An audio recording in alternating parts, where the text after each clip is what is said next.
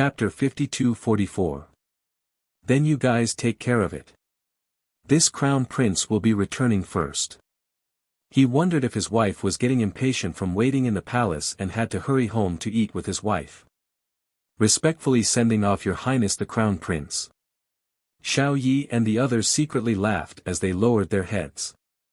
Prince Mo pretended not to hear their laughter as he rode his horse and rushed towards the city. It was all because of Tian Yun's wild ambition. It was almost the New Year's Day and he didn't have any idle days to pass. He was busy all day, busy settling the accounts. Now, he even had to go to Zhaoguang's headquarters to check. He was so busy that he was like a spinning top, unable to turn around. If it wasn't for Tian Yun playing tricks all day, at this time, he should be by his wife's side at all times, accompanying her, and baby Mo Lien urged his horse all the way back to the city and hurriedly rushed towards the palace. He galloped all the way to Changle Street. When he was about to turn the corner, he heard the spirit horse suddenly neigh and almost stood up. Mo Lien slightly knitted his brows and reached out to press down on the reins, pressing down this restless spirit horse. The spirit horse snorted and tested the edge with its hooves.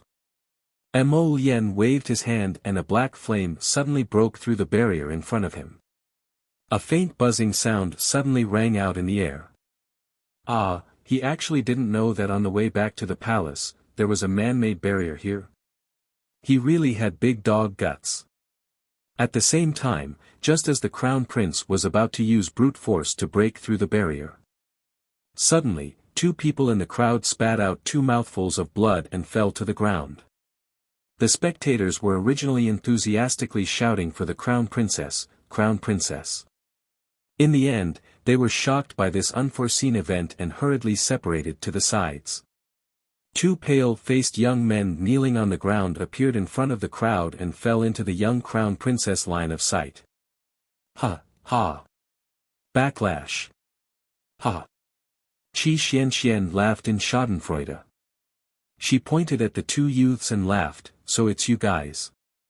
You set up a barrier on Changle Street.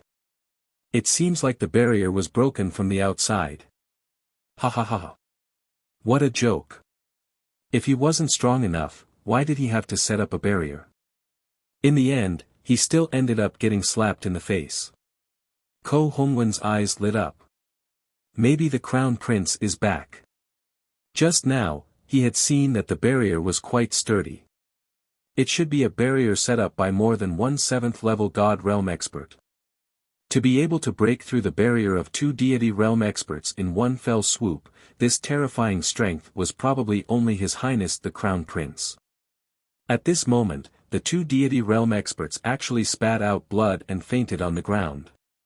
It could be seen that when the person broke through the barrier, he intentionally added something.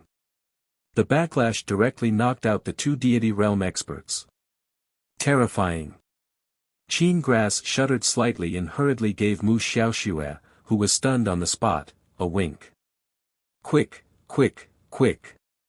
If they didn't hurry, they might not even have the chance to retreat once the powerful enemy broke through the barrier and invaded. He had to quickly finish what he had to say and quickly retreat. The people needed time to think. These ignorant and unruly people would know who was the human and who was the ghost. Mu Xiaoxue understood and nodded. Suddenly, she opened her arms and shouted sternly, "Listen to me. Listen to me, all of you, quiet down and listen to me." At this moment, she didn't care that she was drenched from head to toe and that she smelled like salted fish. She also didn't talk to the young crown princess anymore so that she wouldn't be angered to death by her words. Chapter 52-45. She continued to speak as she took out a sound-amplifying profound artifact and shouted, "You've all been deceived. Citizens, you've all been deceived by this sanctimonious woman in front of you. Do you know? This woman, although she's not an apothecary, she has medicine to treat corpse poison. She has it. When she was in Jiawei City, she saved one of her companions in front of countless people," Mu Xiaoxue said. As soon as Xiaoxue's voice was heard, a shill hiding in the crowd immediately stepped forward and shouted, yes, that's right. Yes, now that Miss Xiaoxue mentioned it, I also remember that I was also in Jiuwei City at that time. The corpse puppets in the city were in chaos and everyone was panicking. At that time, one of the crown princess companions was fighting with a corpse puppet and was accidentally bitten on the wrist by a corpse puppet. That's right, that's right. A few uneven voices sounded from the east and west of the crowd. Arbor couldn't help but smile. Oh. When Jiuwei City was in chaos, you all saw it very clearly. You even remembered her name clearly. Miss Xiaoxue, you call her so intimately. The voices of the shills suddenly stopped. Mu Xiaoxue braced herself and continued, you don't need to change the topic. What we're talking about now is that you have a sacred medicine that can cure corpse poison. Do you admit it? Do you admit that you have a medicine that can cure corpse poison? But you're a sanctimonious, selfish, and hypocritical woman. You never thought of sharing this sacred medicine with the world. You secretly hid it and didn't take out the sacred medicine to save more ordinary people. You just watched as the citizens of the 3 continents were plagued by corpse poison and walked the path of corpse puppets, turning into walking corpses. You could have saved them. You venomous woman. Arbor curled his lips and casually glanced at Mu Xiaoxue. So this was the big show they were talking about. That's right, once the sacred medicine was exposed, the citizens would resent the crown princess who had the sacred medicine but refused to take it out. Everyone was like that. As long as the matter did not fall on him, it did not matter what happened. Once something happened to him, saving his own life would become their only goal. Now, there was a saintly medicine that could save all of their lives, but the crown princess was still hiding it, unwilling to take it out. This was selfishness, this was inhumane, and would indeed incite public anger. Even if she used her martial prowess to suppress everyone present today. However, she believed that the news would spread to every corner of the 3 continents by the next day. She, Arbor, would become the most vicious woman in the 3 continents, a sinner. But did she really have the ability to save so many people? She didn't. Although it was very frustrating, this was the truth. She was powerless to save everyone present. After so many days, only one holy fruit was produced. Coincidentally, it was given to Duan Muqing. If it wasn't for such a coincidence, Duan Muqing's life would have been in danger. He might have had to do as he had thought and sacrifice himself to save his own life. Taking a step back, if the holy fruit could be mass-produced in her heart, she was unwilling to do so. That was because she had to consider whether her most important companion, Qiuqiu, could produce holy fruits without restraint. Chapter 52-46. Would such an action have any negative effects on it? If it would affect or hurt Qiuqiu, then sorry, she would never sacrifice Qiuqiu's life for the so-called common people. She wasn't that noble. She was just an ordinary girl from the start. That was all. Actually, she had already discovered that if the holy fruit was cut open and consumed with water, there would be some effects. However, it couldn't completely cure the poison, and the effects were completely different from consuming the holy fruit. After the holy fruit was cut open and consumed, it still needed to be combined with the medicinal effects of a high-level medicine master. It could extend the life of others for another year or so. That was all. Furthermore, she had never said that she was the savior of the world.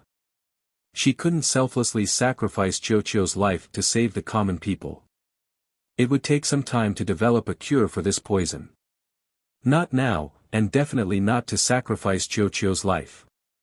Qi Xianxian and the others all realized that something was amiss and hurriedly ran forward to surround the young crown prince consort. They glared fiercely at those restless commoners. Do you want to die? Don't do anything, Arbor said calmly. Although she wasn't a particularly selfless person, she still had a bottom line. At least, she wouldn't let her friends kill these defenseless commoners. She couldn't do it. Human nature was selfish. She knew all about it, and she couldn't withstand any probing or attempts. These people knew that she had the holy medicine and wanted to have it to save their lives. Their original intentions weren't wrong. However, they were no match for her. Mu Xiaoxue had grown a brain. She really did a great job today.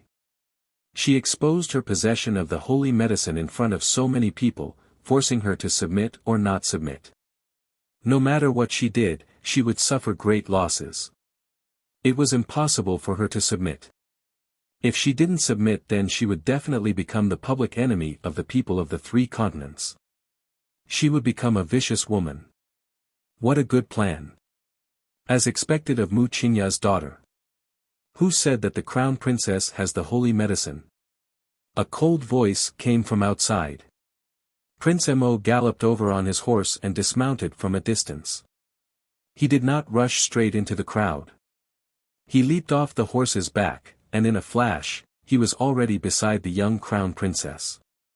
You people, after listening to Tian Yun's lackeys blabbering here, you immediately feel that the crown princess has mistreated you? Mo Lien said coldly. Whoever suspects that the crown princess has the holy medicine, stand out. Your Highness, Xiao Shui knows that you want to protect the crown princess, but before Mu Xiaoxue could finish her words, she felt a huge force hitting her chest. Qin Grass's pupils shrank. He knew that if he didn't make a move now, Mu Xiaoxue, an ordinary person, wouldn't be able to survive this attack. However, even with his strength, he might not be able to survive the crown prince's attack. But Mu Xiaoxue had to be saved. He hurriedly shouted, Mr. Mu, what are you waiting for? His figure flashed as he grabbed Mu Xiaoxue and fled. At the same time, Mu Jingfeng roared angrily and suddenly blocked in front of the two of them. He turned his hand and pushed out a tyrannical divine power to collide with the attack. With a loud bang, Mu Jingfeng stumbled back a few steps with blood dripping from the corner of his mouth. Fortunately, his body had been modified to have copper skin and iron bones, so he could still withstand it. Chapter 52-47 Mu Jingfeng. Mo Lien pulled Xiao Mu along and cast him a glance, a cold glint flashing in his eyes. Arbor also coldly stared at the man in front of him, his gaze sweeping over him. What a Mu Jingfeng, he actually dared to appear in front of them. After he failed to encircle and annihilate the Mu estate with his men, he had been hiding his head and tail for quite a while. Who would have thought that he would actually appear here at this moment? Moreover, his strength had greatly increased, and he was actually able to receive one of Mo Lien's moves. Arbor turned to look at her husband. Mo Lien nodded slightly at her. He should have used Tianyin's medicine to completely transform him. I remember that I used sacred fire to burn his legs last time. That's impossible, Xiao Mu grasped the situation at once. How could his legs suddenly turn for the better after being burned by the black fire? Moreover, looking at Mu Jingfeng's current appearance, it seemed as if nothing had happened at all. His entire person even exuded a strange glow. Arbor, you didn't expect this, did you? Mu Jingfeng's voice was abnormally loud and clear. You didn't expect that I would be able to walk in front of you alive and come to see you, right?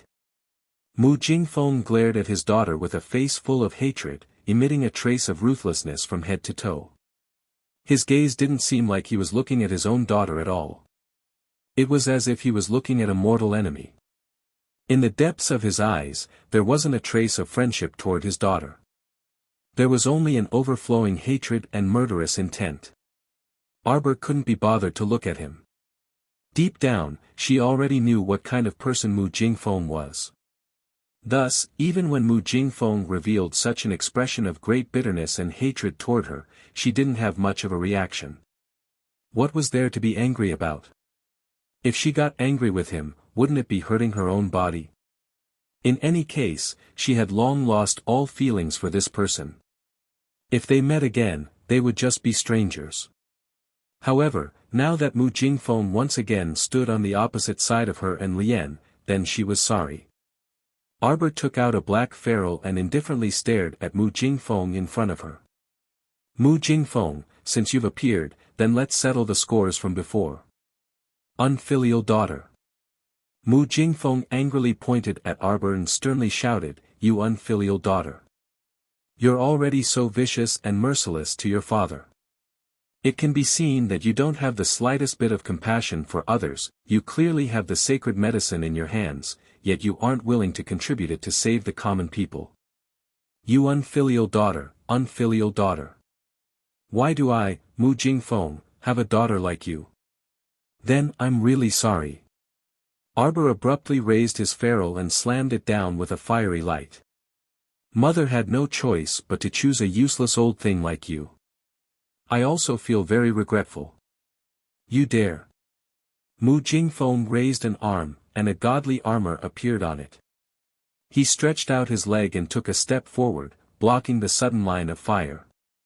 He gritted his teeth, and a large amount of cold sweat appeared on his forehead. This little girl, after not seeing her for so long, it seemed like her cultivation had improved quite a bit. "Mu Jingfeng. Are you alone? How big of a deal do you think you can accomplish? Tianyun is too unfilial, isn't he? He let you risk your life alone, yet he didn't give you the corresponding manpower," Arbor coldly said. "Do you know? If you forcefully stick your head out, you'll lose your life." Mu Jingfeng couldn't help but shudder. "Disgraceful thing, you actually dare to speak to your own father like that." Chapter 52-48. At the same time, Old Master Mu, who had received the news, rushed to Changle Street with a group of clansmen. When he saw Mu Jingfeng, Old Master Mu could not help but be stunned. Back then, Mu Jingfeng had failed to create chaos and left in a sorry state. Old Master Mu and the rest had all witnessed it with their own eyes. But now, his body was actually fine, and he was able to stand here in such high spirits. This was truly shocking. No one knew what was going on with this Mu Jingfeng. Old Master Mu's face darkened, and he could not help but shout angrily, "Jingfeng, do you really want to take this path? Becoming enemies with the family and his own daughter's life and death enemy." Mu Jingfeng turned to look at Old Master Mu. "Father, I've long had no way out." Fifth Uncle Mu Jingyang stomped his feet in irritation. "Mu Jingfeng, you've let down the entire Mu family. For your own selfish desires, you opened the Mu family's doors to Tianyun. Not only did you bring people to the Mu family to plunder talismans, you even want to kill your own daughter and family. You're simply insane beyond words. Eldest uncle, if you still have a bit of conscience, quickly turn back." Mu Wuxia, who was standing beside his father, also spoke up. Mu Jingfeng could not help but laugh out loud. "Ha ha ha. What a pretentious act of hypocrisy. Turn back. Do you think I can still turn back at this time? Let me tell you people. If I, Mu Jingfeng, weren't forced by you all, would I have walked on this path of no return? Every single one of you here has a part in forcing me onto this path of no return," he shouted angrily, his old face flushed red. "It's all your fault." Arbor could not help but roll his eyes. "Why are you all talking so much nonsense with him? This kind of person will push the blame to others no matter what he does. He's a reasonable person, and he always feels that he's not in the wrong. Jingfeng, you've disappointed me too much." Old Master Mu shook his head and slowly closed his eyes. Mu Jingfeng sneered. "Don't change the topic. What are you talking about? Shouldn't you be talking about my good daughter now?" "That's right." A few shills in the crowd spoke up again. The crown princess, for her own selfish desires, did not contribute the sacred medicine to the 3 continents. She is truly too selfish and heartless. We can't let such a person become our crown princess. Yes, we can't let her continue to be the crown princess and the future empress of the divine land. Right, right. From beginning to end, there were only a few scattered voices in the crowd, adding fuel to the fire and stirring up the crowd's emotions. However, the crowd was hesitant. They looked at each other and then at the crown prince and the old concubine. These two were not people to be trifled with. If they could avoid provoking them, no one in the crowd wanted to court death by provoking these two people. It was just that the allure of sacred medicine was still too great. Among the crowd, there were also a few hot-blooded youths who were encouraged by a few supporters and started shouting, the crown princess should hand over the sacred medicine. Yes, hand it over. Hand over the sacred medicine so that we can benefit the commoners. Qi Xianxian was so angry that she roared, benefit you bunch of repulsive people. You might as well feed it to pigs. What did you say? A few youths angrily glared at Qi Xianxian, looking like they wanted to fight at the slightest disagreement. Qi Xianxian suddenly flung her cloak to the ground and hooked her finger at those red-browed and green-eyed youths. Chapter 52-49. Come at me, weaklings. As long as you can take 3 moves from me, I'll immediately kneel and kowtow to you to apologize. How could the youths endure such provocation? They immediately jumped out in anger and threw a few punches at Qi Xianxian at the same time. Little Fatty was enraged when he saw this. These people actually dared to gang up on his wife. Did they eat tigers, wolves, and leopards' guts, or were they too happy living and tired of living? Daring to hit his wife, just wait for death. Little Fatty's hand moved, and a fierce double-headed hammer appeared in his palm. He swept it across and mercilessly sent 2 of the youths flying. They were the ones who made the first move, so don't blame him for being merciless. Mu Xiaoxue was protected by Qin grass as she retreated a few steps, her face full of fear. The instant the crown prince made his move, she genuinely felt a sense of impending death assaulting her. She was almost killed by the crown prince's tyrannical power. Almost, just a little bit more.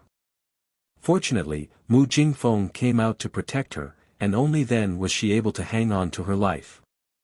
The more it was like this, the more she hated her powerlessness to resist. Why did everyone treat her like this, treating her like she was the mud under the roof that could be exposed and stepped on as they pleased? She, Mu Xiaoxue, was born with such an unlucky life. Why did everyone have cultivation, but she didn't? The more she thought about it, the more she hated and raged. Mu Xiaoxue secretly gritted her teeth and tightly clenched her fists. There would be a day when she would rise up. There would be a day when she would trample all these people who looked down on her beneath her feet. Set up the formation. Old Man Mu angrily shouted and turned to nod at Arbor. Let the Mu family deal with Mu Jingfeng. Jojo, do your thing. Arbor grunted, but his gaze would occasionally follow the Mu family's people. These people set up a formation to deal with Mu Jingfeng, but it was more than enough. After watching for a while, Arbor retracted his gaze and turned to look at Qi Xuanxuan's group, who were ganging up on the youths. Originally, those few youths wanted to beat up Qi Xianxian, but in the end they were beaten up by Little Fatty and Lu Yu instead. It was truly pitiful to not have a brain. Xiao Mu shook her head speechlessly. Mo Yen took a step forward and said to the people who were looking at each other, don't be instigated by people with ulterior motives. Jojo doesn't have any sacred medicine. However, what I can tell you is that the crown princess has always been in a place you can't see, silently working hard to develop an antidote for the corpse poison. As for the antidote, we've already made some progress. The crown princess subordinates, Fairy Yellow Crane and the others, have already successfully produced the second stage of the antidote. It can be combined with the medicinal power of a high-level pharmacist to prolong the duration of the corpse poison's outbreak. In other words, even if you're bitten by a corpse puppet or accidentally get hit, you won't be incurable in the future. This kind of antidote can work with the medicinal power to delay the time it takes for you to turn into a zombie. It can be extended for 3 years at most. Moreover, this prince believes that within 3 years, your crown princess will definitely lead her team to develop a true antidote. The matter of the antidote will be announced in the Heavenly Pill Hall within 3 days. At that time, you can go and find out for yourselves. It'll be clear at a glance who's right and who's wrong.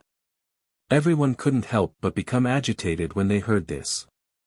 In their impression, His Highness the Crown Prince was very aloof and arrogant. How could he explain so much nonsense to the commoners? Chapter 52-50. This time, it was definitely for the sake of the Crown Princess that he explained it so clearly to them. What made them even more excited was that the Crown Princess had been leading Fairy Huang He and the others to make the antidote for the corpse poison. They all knew about the Heavenly Pill House. Fairy Huang He was a yellow-level alchemist in the Heavenly Pill House. Everyone knew how good her alchemy skills were. And His Highness the Crown Prince also said that he would announce the official news within 3 days. This could not be a lie. His Highness the Crown Prince was a man of his word. How could they not believe what he said? They had almost been tricked by Tianyun and had almost wrongly blamed the little Crown Princess. A woman immediately knelt down and sincerely apologized. "Your Highness, this commoner was thinking too much just now. This commoner is brainless and almost believed those vicious people from the Tianyun Empire. They had ulterior motives and misunderstood Her Highness the Crown Prince Consort. Please forgive me, Your Highness. Please forgive me, Your Highness. Please forgive me, Crown Princess."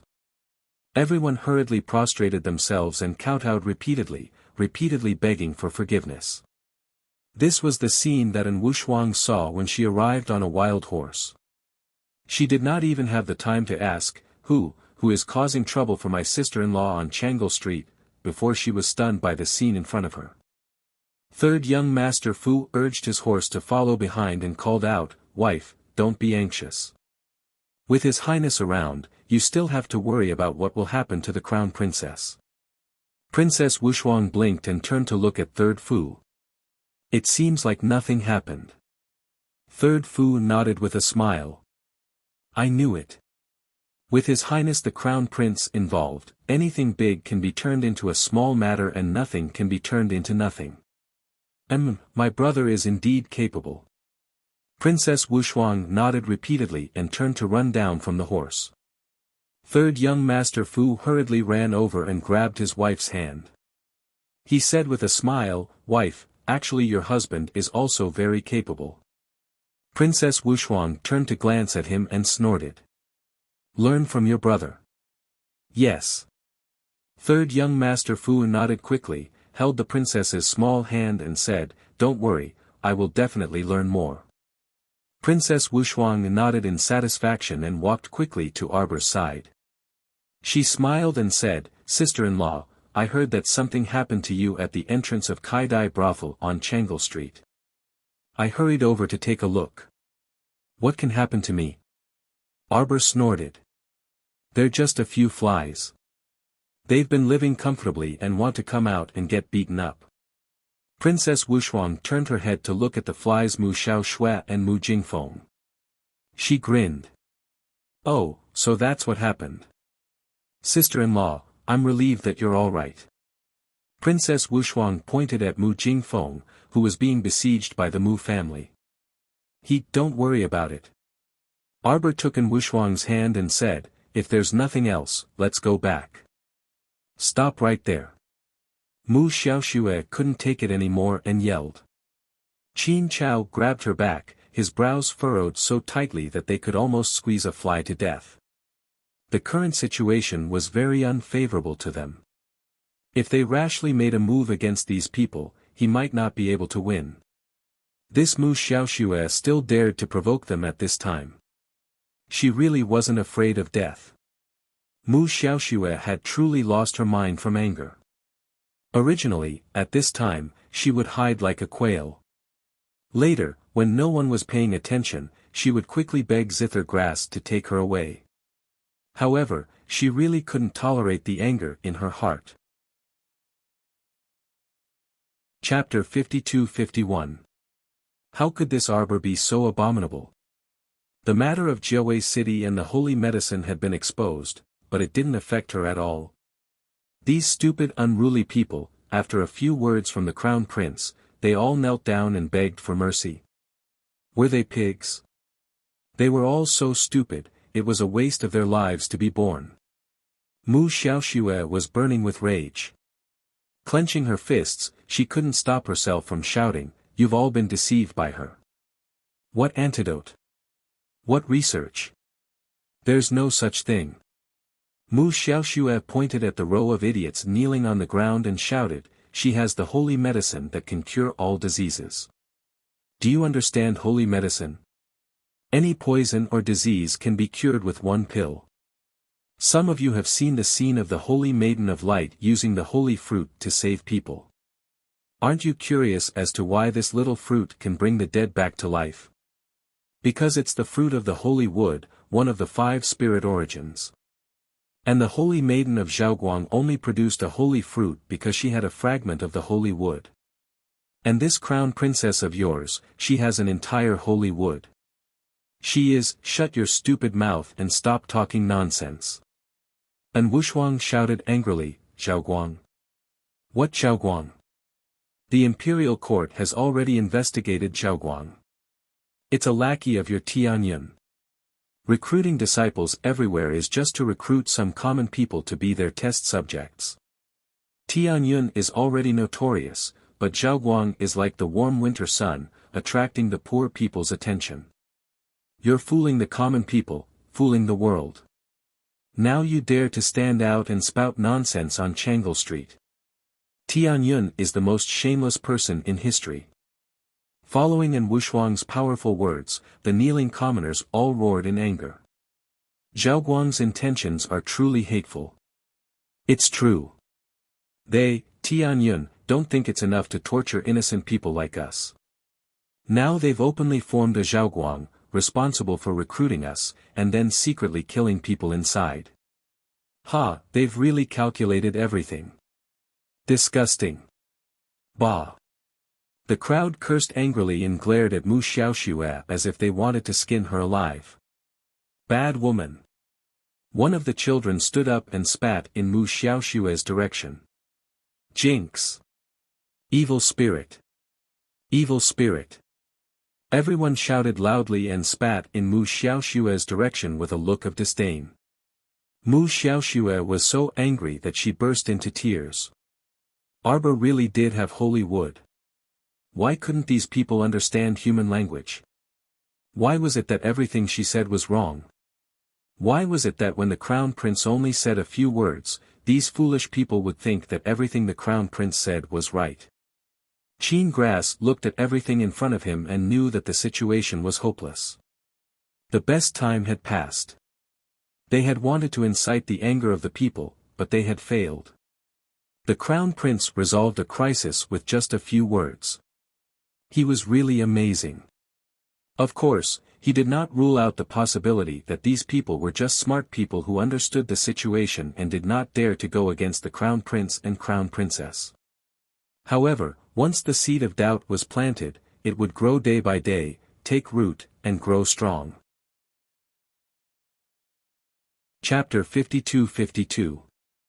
In the future, these seeds of suspicion would become the most unstable factor in Divine Country. On the other side, the Mu family members who were besieging Mu Jingfeng had formed a formation to trap him.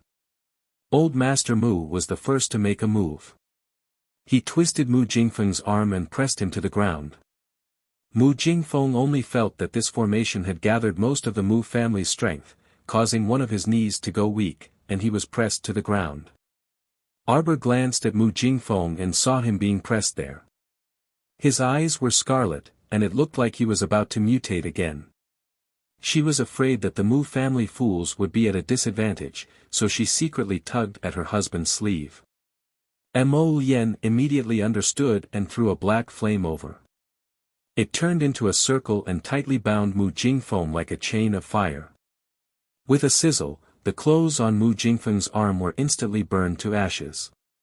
He could not help but roar, "Arbor, Arbor." Mu Xiaoxue shuddered and suddenly turned her head. As if she had discovered a new continent, she pointed in that direction and shouted, "It's him.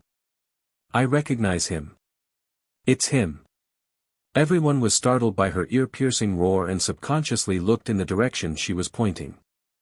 Mu Xiaoxue casually called out, "I recognize him. It's him, it's him."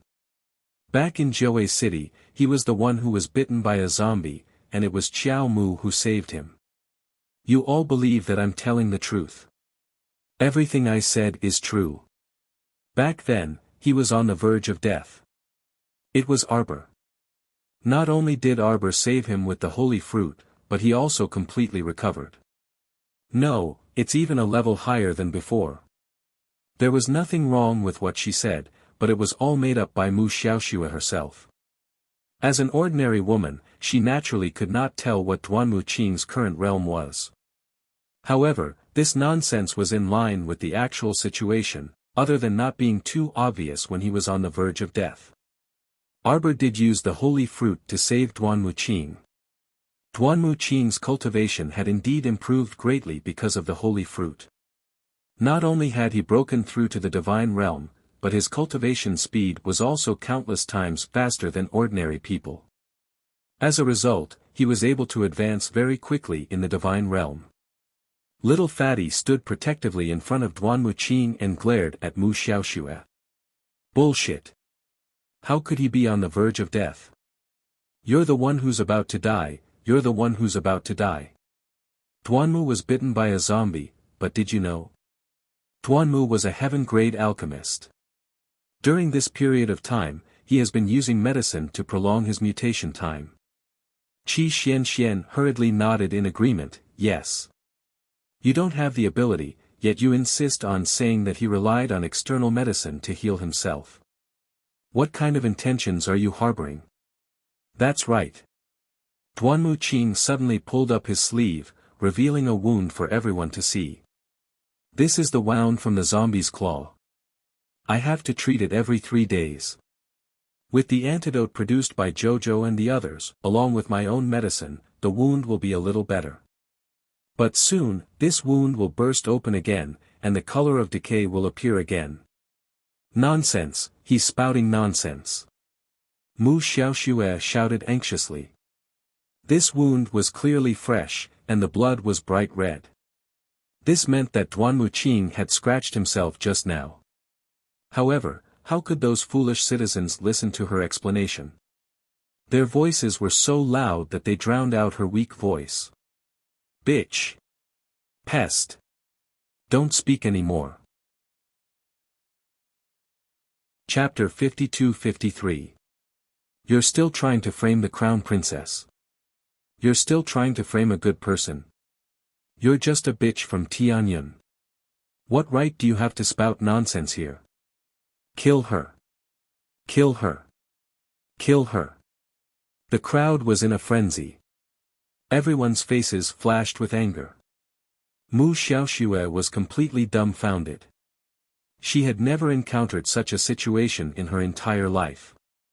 She was like a sinner being dragged in front of everyone. Everyone was spitting and cursing at her as if she was an unforgivable sinner. But she was clearly telling the truth. She had clearly seen it with her own eyes. Why? Why did no one believe her? At this moment, Mu Xiaoxue was completely out of control. She tore off her elegant little white flower mask and screamed at the crowd around her. But no matter how loud she screamed, she could not drown out the voices of the crowd. Her voice was completely drowned out by a few people's shouts. Mu Xiaoxue stomped her feet in exasperation and turned to look at Qin Chao, who was watching coldly from the sidelines. Wasn't Qin Chao sent by the family head? Why did he always look like a bystander? Why didn't he speak up for her? Qin Chao only smiled coldly at her. His gloomy eyes made her shudder. Miss Mu, you failed. It was obvious that there was no turning back now. Mu Xiaoxue had failed. She had completely failed. TSK, with Mu Xiaoxue's weak fighting strength, she was still unable to win against the fierce crown princess. Qin Chao's cold words almost made Mu Xiaoxue cry and kneel down. Failed? What did failure mean? Failure meant that she would not be able to get the inverse the universe charm. She would not be able to get it. No. Humans were like this. Once they had hope and fell into pain and despair, it would be harder to accept than when there was no hope at all. Mu Xiaoxue was in such a situation now. She had thought that her life would be turned upside down. But now her only hope seemed to have been shattered. She could not accept it. She really could not accept it. Give me another chance. Lord Qinggrass, please give me another chance. Mu Xiaoxue collapsed in front of Qinggrass with a thump and tugged at his sleeve, begging him to let her go. Qinggrass sneered, pulled back his sleeve, and glanced at her. Master had ordered that regardless of success or failure, he was to bring this woman back. It seemed like she still had other uses. She couldn't just die like this. Moreover, this woman's looks were not bad. He still had to plan. Qinggrass smiled gloomily at Mu Xiaoxue and lifted her up with one hand. He turned around and was about to jump onto the roof and leave. A black light whizzed towards his chest.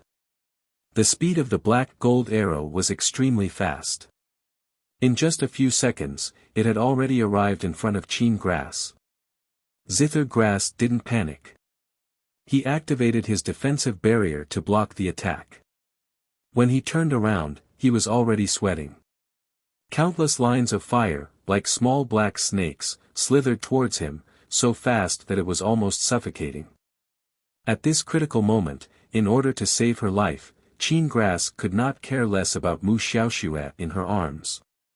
Then, he threw her to the ground and quickly climbed up the wall. Then, he flashed away. If he wanted to escape alone, it would naturally be easier for him to escape. It was hard to say what would happen if he dragged along a burden who could not be of help. Chapter 52-54. Comparing other people's lives to his own, of course his own life was more important.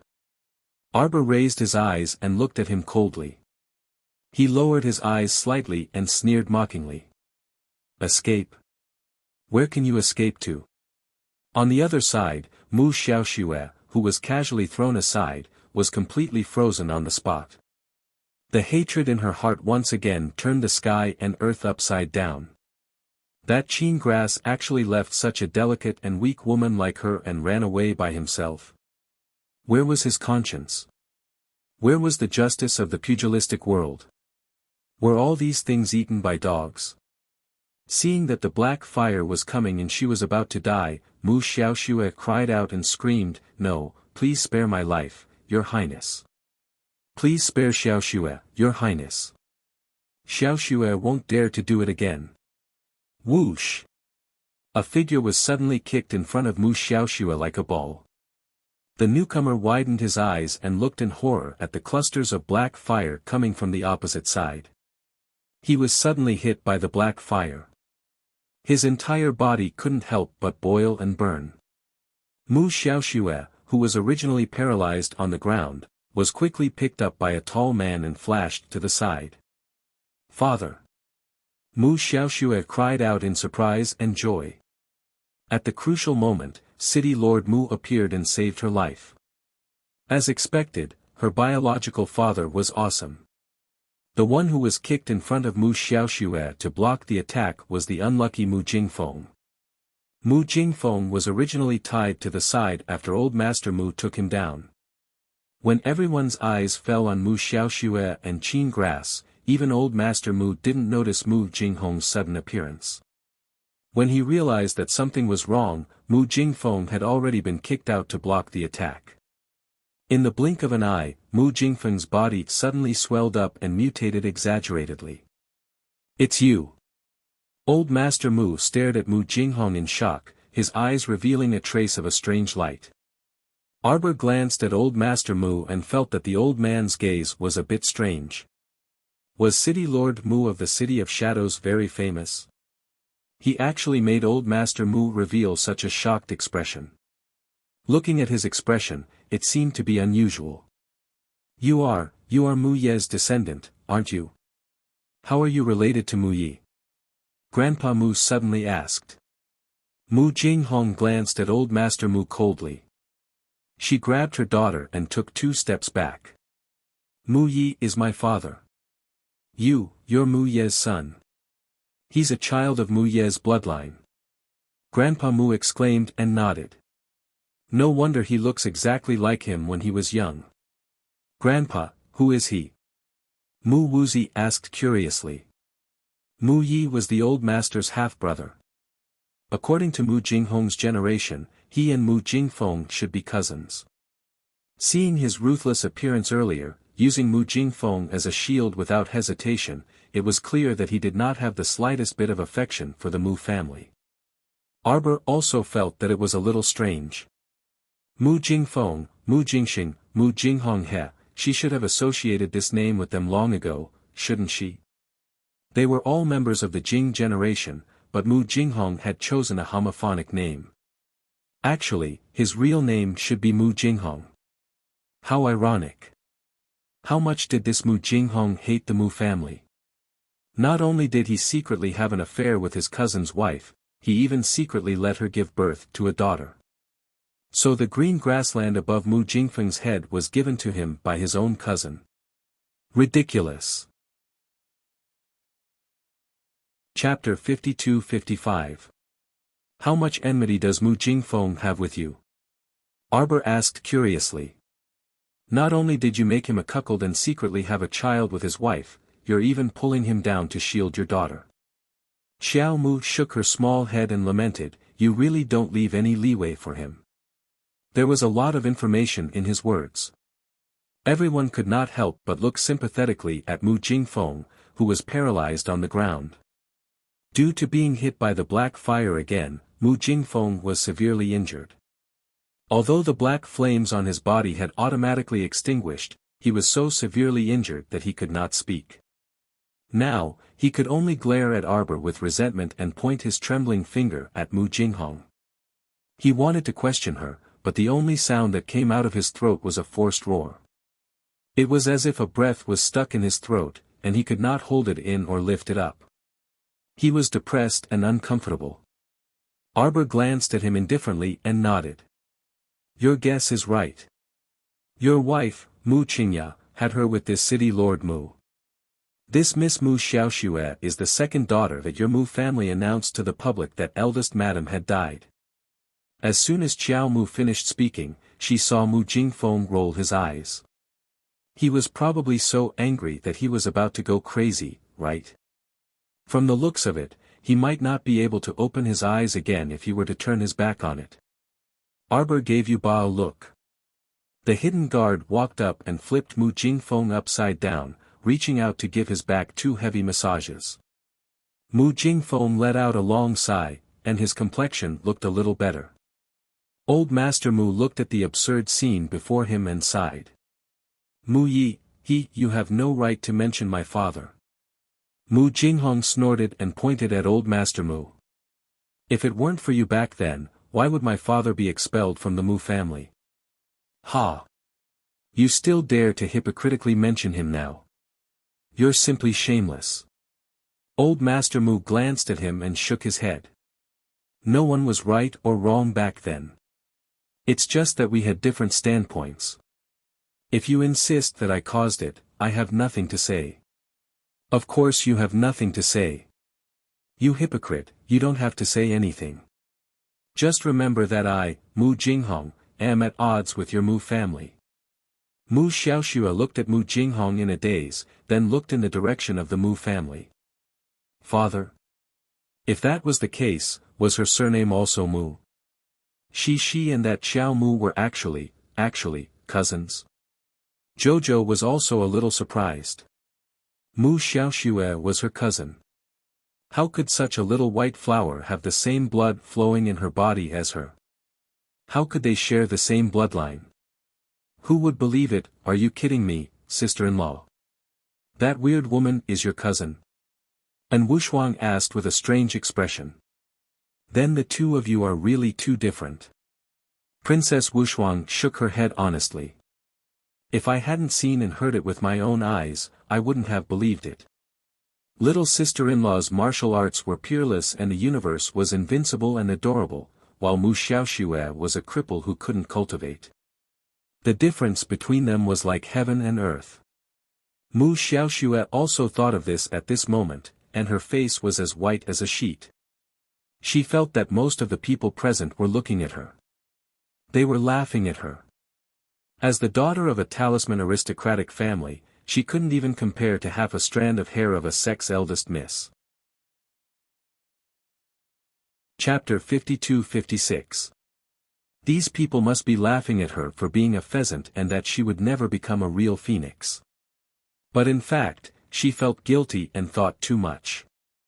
Not many people were looking at her. Instead, they were all staring at Mu Jinghong behind her. Mu Jinghong suddenly revealed his identity. Everyone did not expect this. In addition, he was so ruthless earlier, kicking Mu Jinghong to death with one kick. His actions were swift and fierce, causing everyone to be shocked. Mu Jinghong looked coldly at Old Master Mu and the others. "I know you hate me so much that you want to kill me." Old Master Mu sighed and shook his head. "You're called Mu Jinghong, right?" "That's not the case. I know that it's actually you who resents our Mu family in your heart, but actually you don't have to say this hypocritically." Mu Jinghong waved her hand and sneered. "Mu Jinghong, if you still have a trace of kindness to us, then let us go today." "No way." Without waiting for Old Master Mu to speak, Princess Wuxia jumped out and reprimanded angrily, "Mu Jinghong, as the city lord of shadows, you had an affair with the hall master of Tianyun Soaring Heaven's Hall and even had a daughter. I don't think you're innocent. You have a cooperative relationship with Tianyun, right? You're slandering us." Mu Xiaoxue was so angry that her face turned pale. She held her father's arm and said coldly, "We don't know what you're talking about." "What Tianyun, how can we, Miss Mu, can you stop pretending?" Qi Xian couldn't help but roll her eyes and interrupt her. "The person who was standing beside you and protecting you just now. Do you think we're all blind? Isn't that the dog by family head Qin side? What's his name again?" "Guqin Grass." Little fatty Ko Hongwen hurriedly said. "Yes, isn't that Guqin Grass? Ha, you just knelt down and begged him, asking him to save your life. Your memory is really fed to the dog. You and your father are both related to the Qin family. Now, everyone knows that the Qin family is the culprit behind the entire Tianyun Empire." Princess Wuxia nodded and said, "What? Do you still want to deny it?" Mu Xiaoxue cowered behind Mu Jinghong. Her eyes were red, as if she had been wronged. In fact, Mu Xiaoxue really felt that she had been wronged. What did the whole thing have to do with her? She had never joined the Tianyun Empire, she was only doing things for the sake of that talisman that could change her fate. None of the people present found Mu Xiaoxue's behavior pitiful at all. In fact, they found her even more unpleasant to the eye. Evidently, Crown Prince Mo didn't plan to continue listening to this father-daughter pair's nonsense. He waved his hand, and a dozen hidden guards immediately pounced forward, encircling Mu Jinghong without any room for objection. "Father!" Mu Xiaoxue screamed in horror. In the blink of an eye, Mu Jinghong clenched his fist, took out a black bead and smashed it on the ground. None of the shadow guards took a step back. Instead, they activated their defensive spiritual weapons to block the attack. The power of this spiritual bead was completely blocked by the shadow guard's defensive barrier. Mu Jinghong picked up his daughter, Mu Xiaoxue, and did not continue fighting. He turned and flew to the top of the wall to escape. After dozens of whooshing sounds, Yu Bao led more than 10 secret guards and chased after them. Lady Jojo rolled her eyes in a very vivid manner. How naive. Chapter 52-57. Mo Lien suppressed the smile on her lips. She held her hand and deliberately asked, "Jojo, why do you say that?" The entire Changle Avenue is within my talisman matrix." She swung her small hand, and several dozen jade talismans glowing with a faint purple light darted out from her sleeves again. They flew out in all directions with a swish. "Who can escape?" Qi Xuanxuan's eyes lit up, and she laughed out loud. "My heavens, when did you set up the matrix?" That's right, that's right. My Jojo, when did you set up the talisman matrix? Hurry and tell your husband. Arbor glanced at him exasperatedly and rolled his eyes at him. This guy acted as if it was real. He clearly knew everything, all right. Even if the others didn't notice when she secretly threw out the talismans earlier, she couldn't have hidden it from this guy's sharp eyes. Just as Arbor finished speaking, everyone soon discovered that Qin Chao, who had fled by himself earlier, was running back with a dumbfounded expression. When he discovered that there were many more people beside Mo Lien and Arbor, his expression abruptly changed, and he immediately flipped over the wall and jumped onto the eaves, escaping again according to his previous escape route. Everyone was speechless and silently looked at each other. How is my trapping formation? The little stoic looked up at Mo Lien in high spirits. Prince Mo nodded vigorously. Good, it's very good. On the side, third young Master Fu couldn't resist twitching his mouth. He simply couldn't bear to look at the crown prince's fawning appearance. Do you know how funny you are when you're in front of your wife? The little stoic proudly raised her head. I also think it's very good. Just watch, they'll all be back in a while. As expected, just as Arbor finished speaking, Qin Chao's figure appeared beside them again. This guy's expression was truly dark with bewilderment right now. He glanced doubtfully at Arbor and the others before his figure once again pounced onto the wall. Prince Mo raised his hand and released a black fireball. Bang! It exploded on his back. Poor Qin Grass had yet to figure out what was going on when he fell from the wall and rolled back and forth on the ground, wailing. He looked so pitiful, Arbor said faintly as he glanced to the side.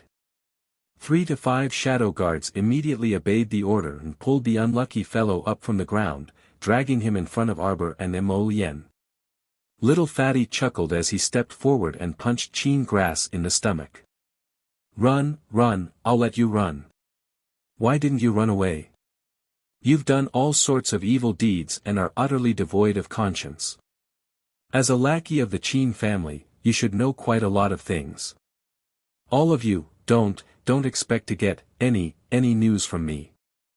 Qin Chao gritted his teeth and looked at everyone. You're pretty stubborn. Little Fatty grabbed the man and turned to Arbor. Can I soul search him?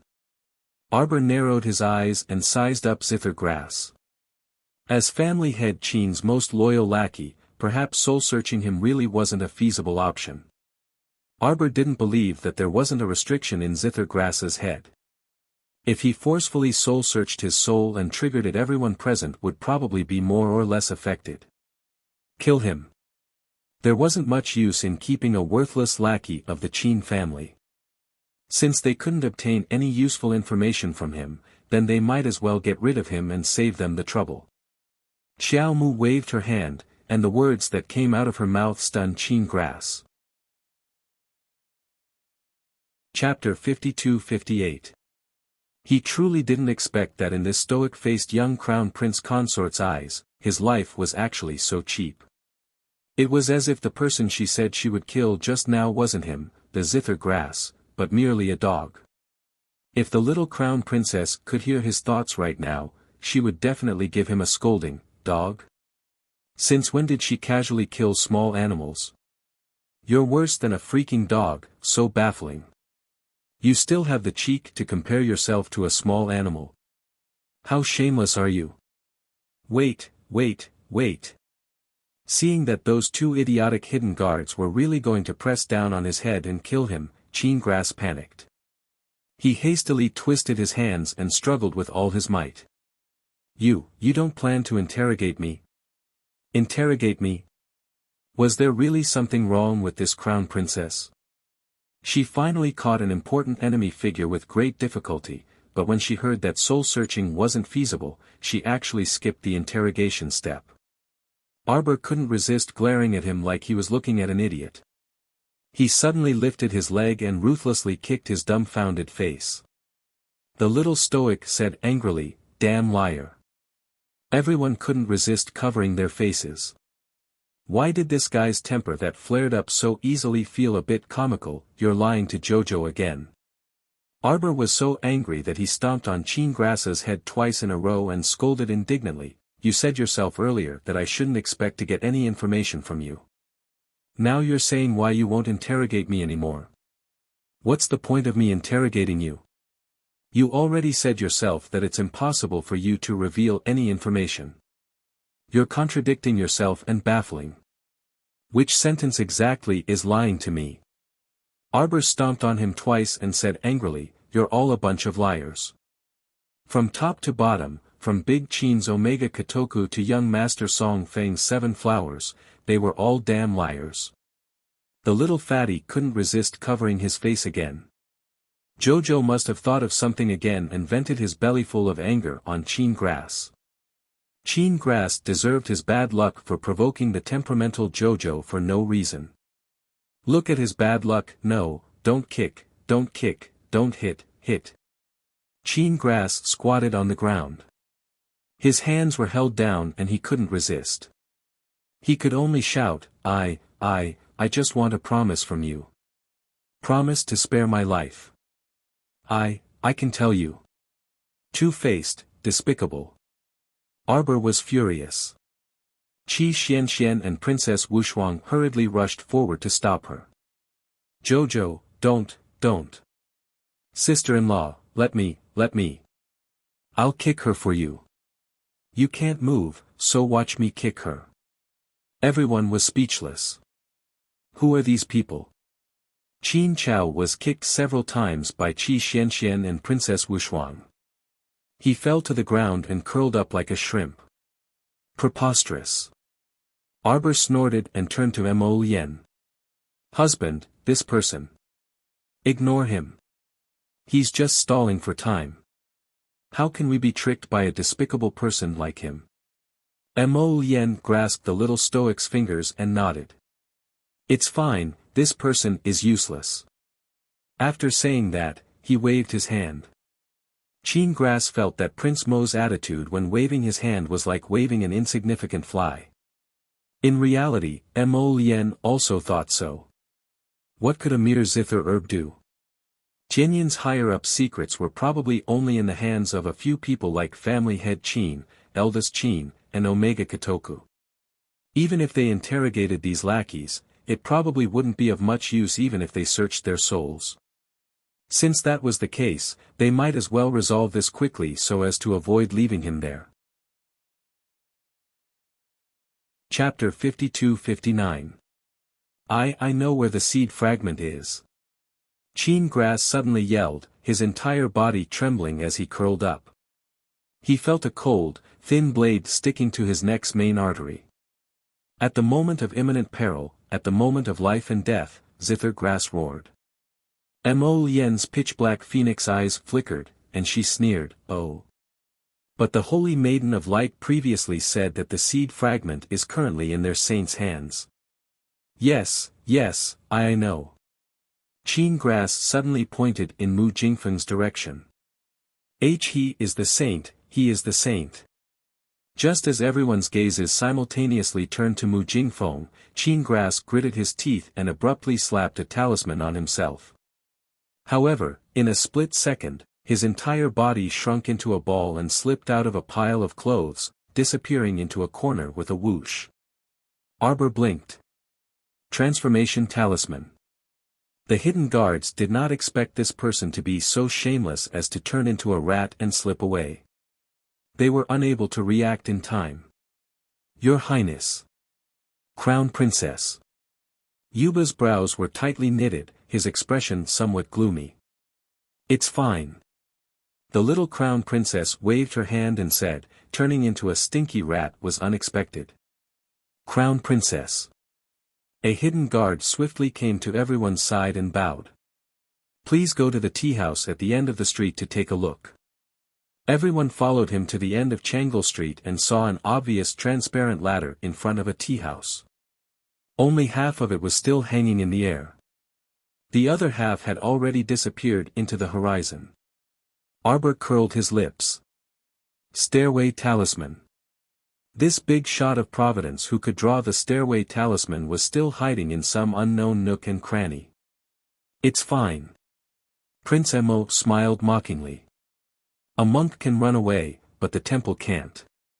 In my opinion, Duan Yu has nothing to do recently. What do you think of having him lead those 30,000 elites to flatten the City of Shadows? Arbor tilted his head and silently glanced at his husband. I think you're digging a hole for Duan Yu. Is this really okay? Why not? Prince Mo's smile was warm and gentle, as if spring had returned to the earth. He seemed especially down to earth. Look, Duan Yu can't be idle all the time. I heard that he's been so idle that he's moldy, so he's already started leading people to mine. Arbor, what mine?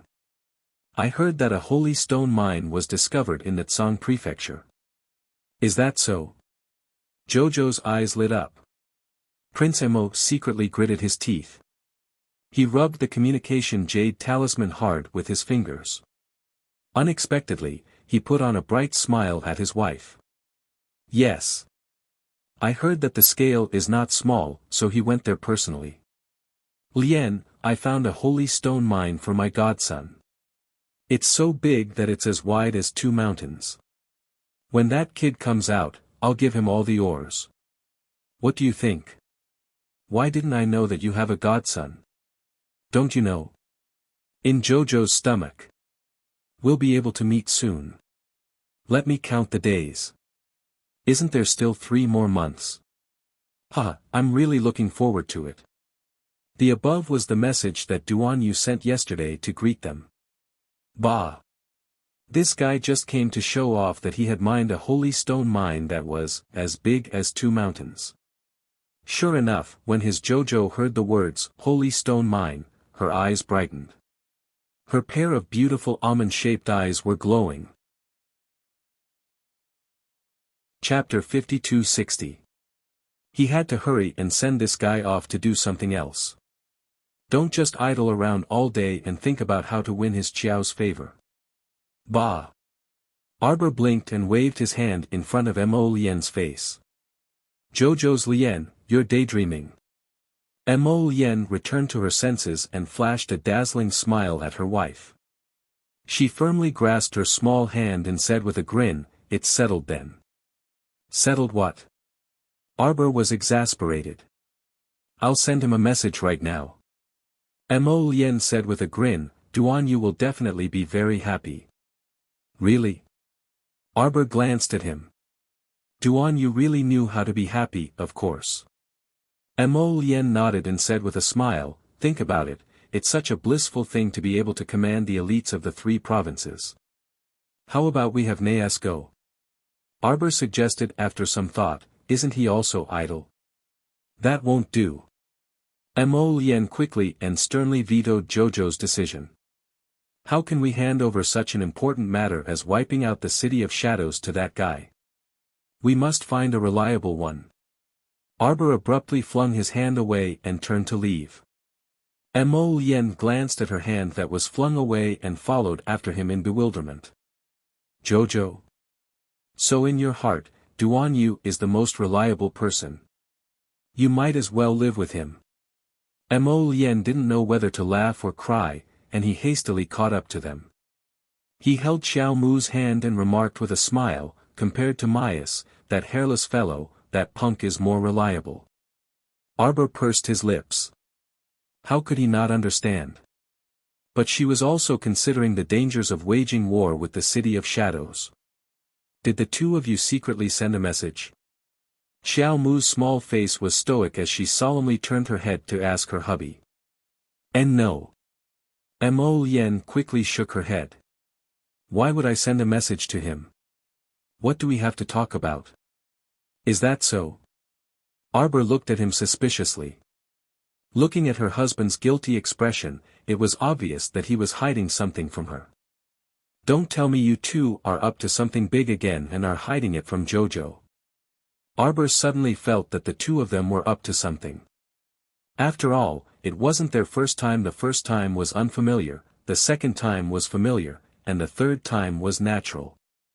No, no, no. Mo Lien shook her head repeatedly. She blinked and said, don't worry. I've copied the quote 100 times. I've memorized every line. I won't do it again. It's good that you know. Mr. Jojo stuffed the book back into his pocket and glanced at Mo Lien. If you do it again, you'll have to copy it 1,000 times. You can't enter my room for a month. Mo Lien's handsome face immediately turned bitter. Achoo! Your Majesty, don't read by the window. Did you catch a cold? Yuan Zhen took out a blanket and handed it to Duanyu, who was sitting by the window. Duanyu tossed the blanket aside and said exasperatedly, with my cultivation, do you think I could catch a cold? He was already warm in winter and cool in summer. Regardless of whether it was the scorching summer or the cold winter, it had no effect on his constitution. As a mid-stage godly venerable realm cultivator, he could completely ignore the outside world's environment. Yuan Zhen was both amused and annoyed. He nodded and said, if that's the case, then just now, Your Majesty, someone is secretly talking about us. Duanyu casually swiped his hand and took out a jade messenger talisman. His watery peach blossom eyes narrowed as he focused on the jade talisman. Chapter 5261. Mo Lien, this guy, really dared to find trouble for him. Brother, here's the trouble. Today, that old geezer from the City of Shadows came to Changle Street to cause trouble and fled back. I hope you can lead the elites from the 3 provinces to encircle and annihilate him as soon as possible. We can already confirm that the City of Shadows is 100% connected to the heavenly fate. Duanyu poked the jade messenger talisman with a talisman pen and heavily penned, did this person scare my godson? After a long while, no, finally came back. Then why do you look like someone stepped on your tail? Duanyu couldn't help but gloat. The City of Shadows came to provoke you, but you actually escaped. You really are stupid. Scram. Then why don't you scram to my place first and try to make me scram? As Duanyu poked the jade messenger talisman, he inwardly grumbled, asking for help, that's not a good attitude. He escaped from Jojo's talisman matrix. Then why didn't you say so earlier? Alright, I got it. I'll bring people over tomorrow. After Arbor finished bathing, he expressionlessly walked in wearing a loose-fitting moon-white nightgown. He saw Jojo's Lotus sitting by the window, holding a jade messenger talisman in her hand and writing something with a talisman pen. She silently moved to his side and glanced at him from the corner of her eyes. Sure enough, you're secretly colluding with him. This shout frightened Prince Mo so much that his hand trembled, and he almost dropped the jade talisman on the floor. Twitching his mouth, Mo Lien turned around and exasperatedly glanced at his angry darling. He didn't know whether to laugh or cry. Wifey, what kind of idiom are you using? Stupid idiom. What did you say to Duanyu? It's about the City of Shadows. Mo Lien pulled over his wifey's hand and stroked her slightly damp hair, using a wisp of fire spirit to steam it dry. Mo Lien hugged his wifey through her stomach and tilted his head to nuzzle her neck. Jojo, it's fine as long as you're happy. You don't need to care about anything else, okay? Arbor pinched him discreetly. In fact, she had been lazy recently and was too lazy to care about many things. In addition, it was around the new year, and the imperial court was about to be on holiday, so the officials were slacking off. There were no major events in the Eastern Palace, so Sir Jojo only wanted to sleep and eat every day. Oh right, how should we deal with Mu Jingfeng's matter? Mu Jingfeng was detained in the Mu family's dungeon, and old Master Mu sent a message saying that he was on his last breath. Arbor was silent for a moment and then said, let's go and take a look tomorrow. She was tired today, so she didn't want to run around again. The most important thing now was Jojo's baby. It was time for her to get some sleep. She didn't want to think about anything else. Alright. Mo Lien also knew that Jojo had been very sleepy recently. Every time he came back from the shower, he would see that Jojo was already asleep. Today was no exception. Not long after Prince Mo hugged her and laid down, he began to study her stomach. He didn't know if it was his misconception, but he felt that Jojo's stomach had been faintly hot ever since she fell asleep. When he touched it with his hand, there was a strong force that bounced him away. Could it be that the person inside was cultivating every night? Mo Lien couldn't help but want to cry at his own stupidity. How could it be? It wasn't very likely. However, he thought of what Jojo had said before. "Husband, I feel that my cultivation speed has increased a lot every day. It seems that when I sleep, I'm constantly absorbing the spiritual energy of heaven and earth. Have you felt it recently?" Chapter 52-62. The spiritual power in our star domain seems to have thinned out quite a bit. Mo Lien inwardly pondered Xiao Qiao's words as he glanced at her stomach suspiciously. It couldn't be that the person inside was really cultivating every night, right? She really wanted to let Jojo use her inner vision to see what was going on. However, Jojo also said that every time she used her inner vision, she couldn't see what was going on inside. That little brat was wrapped in a cloud of white mist, so she couldn't see anything clearly. Mo Lien carefully placed her hand on Jojo's belly, but in less than a minute, her hand was flung away in disdain. Prince Mo secretly gritted his teeth and secretly said in his heart, "I'll wait for you to come out." Arbor didn't know that this childish man was competing with the unborn baby Mo.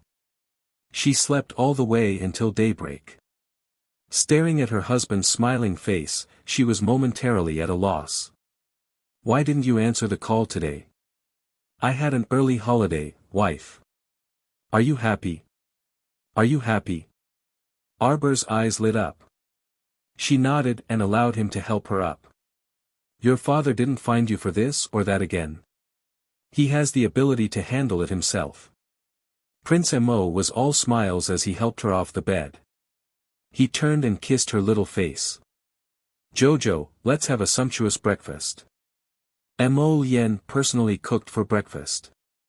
She made fish porridge, which was boiled with colorful divine fish. Arbor's appetite was greatly stimulated. She ate 3 bowls in a row. Rubbing her little round belly, she muttered to herself, "I can't eat anymore. Nyangqin is eating too much."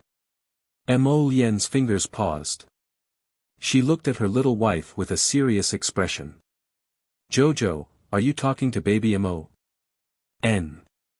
Arbor looked at Mo Lien with a serious expression and said expressionlessly, "He's really like you."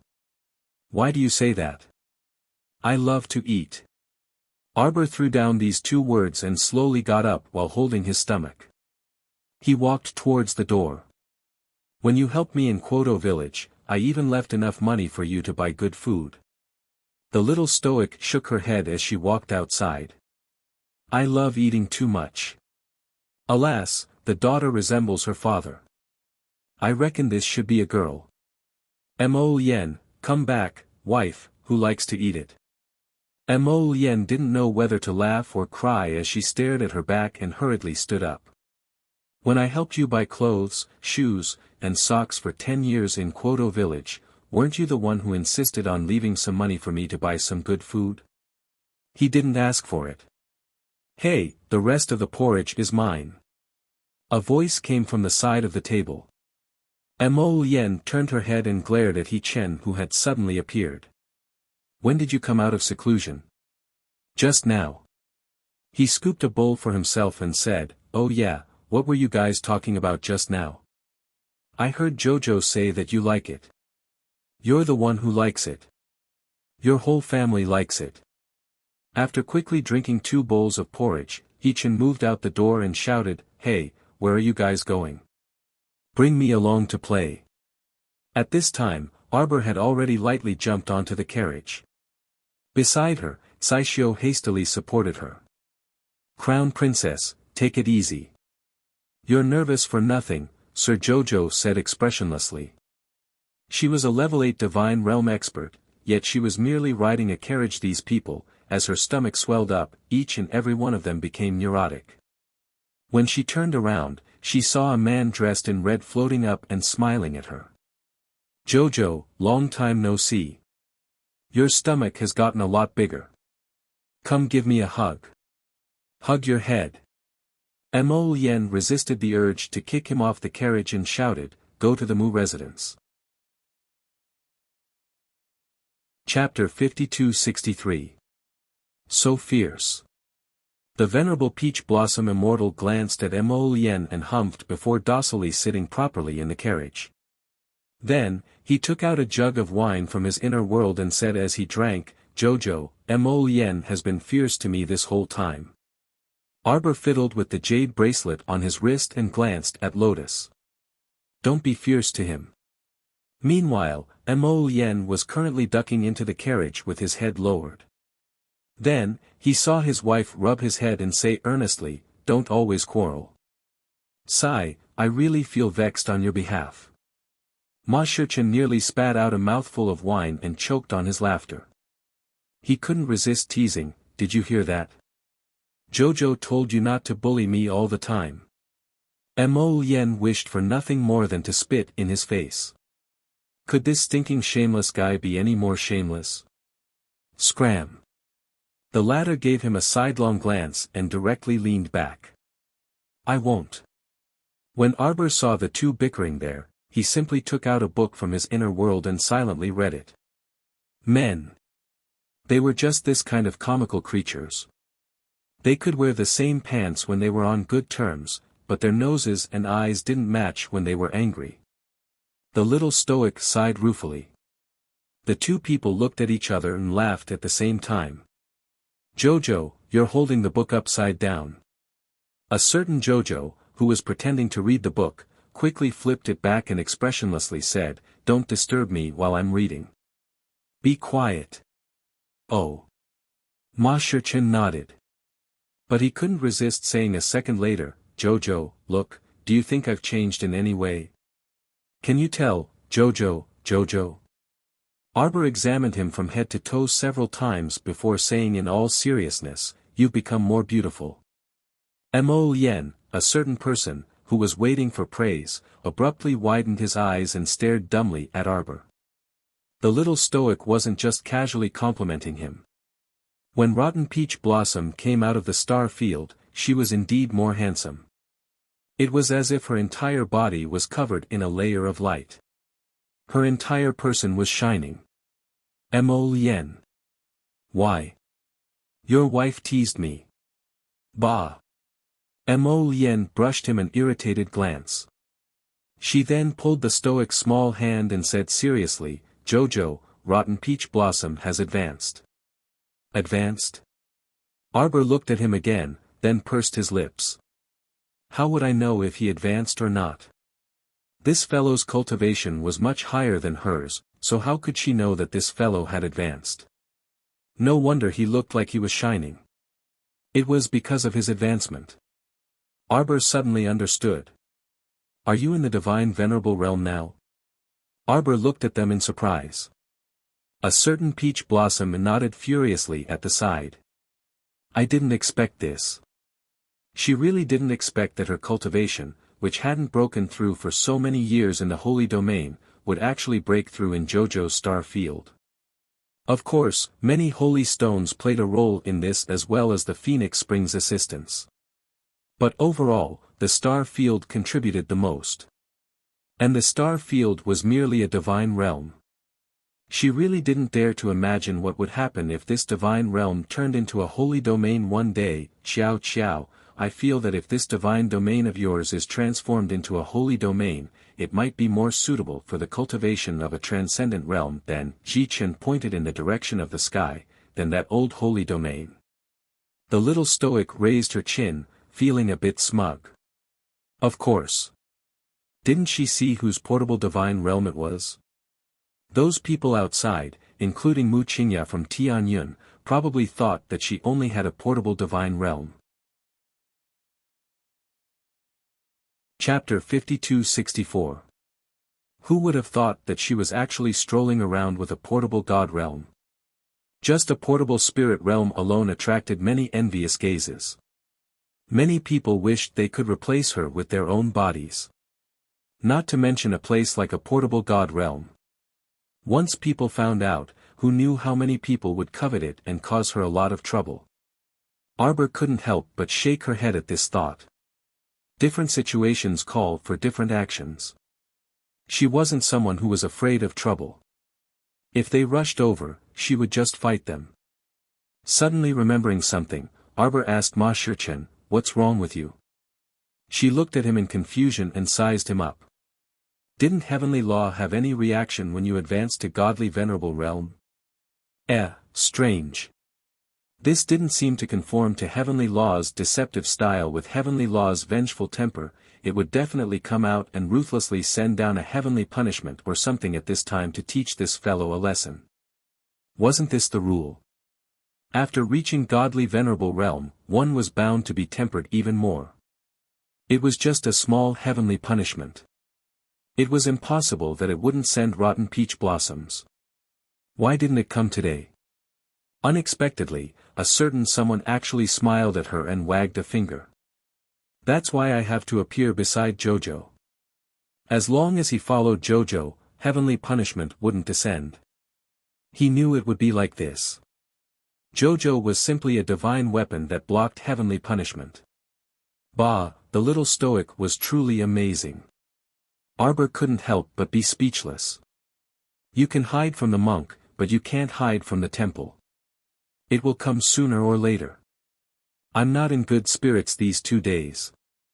Ma Shichen said with a chuckle, "After a few days, when I'm full and refreshed, I'll let it come." Arbor looked at her speechlessly. It turned out that heavenly punishment could be sent down with such consideration. She really learned something new. Jojo got angry at the mention of this. She asked, "Say, why doesn't heavenly law send down heavenly punishment on me? Do you think this guy is brewing for me, waiting for me to let my guard down so that he can give me a fierce blow?" Ma Shichen sat up straight with a frown. "It can't be that sinister, right? What's so certain about it?" Arbor's round eyes revealed a hint of distrust. "It's not a good bird. Previously, he even kidnapped my master and martial uncle." Mo Lien couldn't help but twitch her mouth. "Don't you think that the heavenly Tao actually has a lot of feelings for you?" Arbor shook his head with a wary expression on his face. "How could anyone, the heavenly Tao, have feelings for someone for no reason? That's why you're always prepared for heaven's punishment," Mo Lien said emotionally. "It's because you're afraid that the heavenly axiom will set you up. Are you afraid that you won't be able to withstand the heavenly punishments?" The little guy's cautious attitude was good, but Mo Lien felt a little sorry for him. She was instinctively on guard, just like when they first met in Kwoto village. She was full of thorns towards everyone and treated everyone with such a distrustful attitude. In fact, she did not trust the heavenly Tao. Mo Lien put away his wandering thoughts and raised his hand to stroke her head. "Don't be afraid. I'm here for you. If the heavenly Tao dares to set you up, it's no big deal." Arbor blinked, a serious expression on his little face. "I've calculated before." Mo Lien and Ma Shichen's mouths twitched silently. "I feel that the most likely time the heavenly Tao will set me up is the day I give birth." Chapter 5265. Xiao Mu's small face was solemn as she solemnly extended a finger and made a vow. "The 2 men, that day is when my combat strength is at its weakest and most vulnerable." The little stoic's expression was especially serious. "This heavenly law might take advantage of my weakness. Someone might also come to steal my baby." The little fellow pointed at the sky. "It definitely won't be peaceful then." The 2 men, Sir Jojo's expression became more solemn as he spoke. "I've thought it over and over. That day absolutely can't be born in the outside world. It's best if I can hide in the star domain and give birth. But I feel that it's better to be safe than sorry. I'm also not particularly certain about my due date. What if my baby suddenly comes out at a certain time?" The corner of Hu Shichen's eyes twitched, and he did his best to suppress the urge to burst into laughter. No, he couldn't laugh. If he did, he would definitely be kicked off the carriage by Sir Jojo. But looking at his Jojo's solemn and serious expression as if he was an emperor of analysis, he really wanted to laugh. As they continued to listen, the two men couldn't help but sigh with emotion. Jojo was really looking forward to the birth of the baby. She had almost rehearsed everything once. She had thought about all the unexpected situations during the labor process again and again. It was really tiring. Mo Lien couldn't be bothered with Hu Shichen's candlelight flickering on the side. He pulled the little stoic into his arms and softly comforted, "Jojo, I'm here for everything. Don't worry about those trivial matters, alright? We'll give birth in the palace. Mother has already chosen a stable wife and wet nurse long ago. Now, they're all staying in the court to secretly observe. We can't bring all these people into the star domain. It'll be troublesome with too many people and too much gossip. So, you don't have to worry about these messy things, okay? You just have to be happy and cheerful every day. Then at a certain point in time, the baby will suddenly come out." Mo Lien repeated her words as he looked at her seriously. "Then make it come out quickly. Don't dawdle. Get out here right now." Xiao Mu gazed at her husband with her beautiful, pitch-black eyes, and she was unable to hold it in and burst out in laughter. "Huh, scoundrel father, how can you say that about my baby Mo?" Mo Lien pursed her lips. "You don't know. This baby hates me. Every time I touch your stomach, it bounces me away. It's really annoying." The three of them chatted and laughed along the way. Soon, they arrived near the Mu family's Winter Moon Mountain Forest. The entire Winter Moon Mountain Forest was enveloped in the bright sunlight. The mountain gate of the Talisman patrician family appeared extremely spacious and empty. When the two children guarding the gate saw the carriage coming, they hurriedly ran forward in an orderly manner. "Patriarch." Little Helper recognized the person who got out of the car at a glance. It was the newly appointed young master, so he hurriedly bowed to salute. Arbor waved his hand. "Patriarch, the carriage can go up, no need." Arbor got off the carriage and looked up at the plaque hanging high in front of the mountain gate. "It's not a long way. Just take a walk." Yes. It wasn't like she couldn't walk. Taking a walk and breathing in the fresh air wasn't bad either. Especially this Winter Moon Mountain Forest. After Mu Jingfeng brought people to destroy it last time, it was completely rebuilt. Now, at a glance, the trees and flowers were neatly trimmed, making people feel comfortable. The three of them strolled up the mountain and soon arrived at the Mu Estate's gate. Chapter 5266. Mu Jingyuan, who had received the message from the mountain guarding boy, had already led a group of people over. When he saw Arbor, his face was full of smiles. "Mu Jingyuan greets family head." Then, he bowed to Mo Lien and He Chen. The three of them hurriedly avoided it and returned the greeting. "Third uncle, why are you being so polite to me?" Arbor wrinkled her little nose. Mu Jingyuan smiled. "Etiquette cannot be discarded. You are now our family head, so you should be like this. There are no outsiders here." As soon as Arbor finished speaking, she saw the group of Mu family disciples behind Mu Jingyuan step forward and respectfully bow to her. Her heart stirred slightly. Third uncle was helping her establish her prestige in front of the clansmen. When he took the lead to bow, the Mu family disciples naturally followed suit and were extremely respectful to her. As she thought this, Arbor lamented in her heart. This third uncle had always supported her from the first time he saw her. Unlike the rest of the Mu family, a portion of them supported her because they were completely disappointed in Mu Jingfeng. Mu Jingyuan was different from them. Arbor could feel that third uncle had been good to her from the beginning. "That person is being held in the dungeon. Should we go take a look now?" Or, the little crown princess nodded. "Let's go now." "Okay." Mu Jingyuan nodded and turned to lead the way. "Jojo, this Mu Jingfeng situation, I'm afraid it's not very good. Mu Jingyuan was silent for a few seconds before speaking in a deep voice. N. When he was kicked out by Mu Jinghong to block that move, it was basically a direct hit to the heart. It could be seen that the furious Lien was wholeheartedly trying to kill Mu Xiaoxue at that time and did not give her any chance to live. You probably don't understand what I mean. Mu Jingyuan was silent for a while before saying, "You'll understand when you go take a look." Arbor raised her brows slightly. She really did not understand what Mu Jingyuan meant. They arrived at the entrance of the dungeon and walked down the dark stairs. Finally, they saw the dying Mu Jingfeng in a dark iron cage. At this time, Mu Jingfeng's body had swelled up like a ball. It looked like it was about to self-destruct. But what was strange was that there were no signs of self-destruction. This should be the drug that Tian Yun gave him. It's a different kind of drug reaction, Mu Jingyuan said. Arbor looked inside.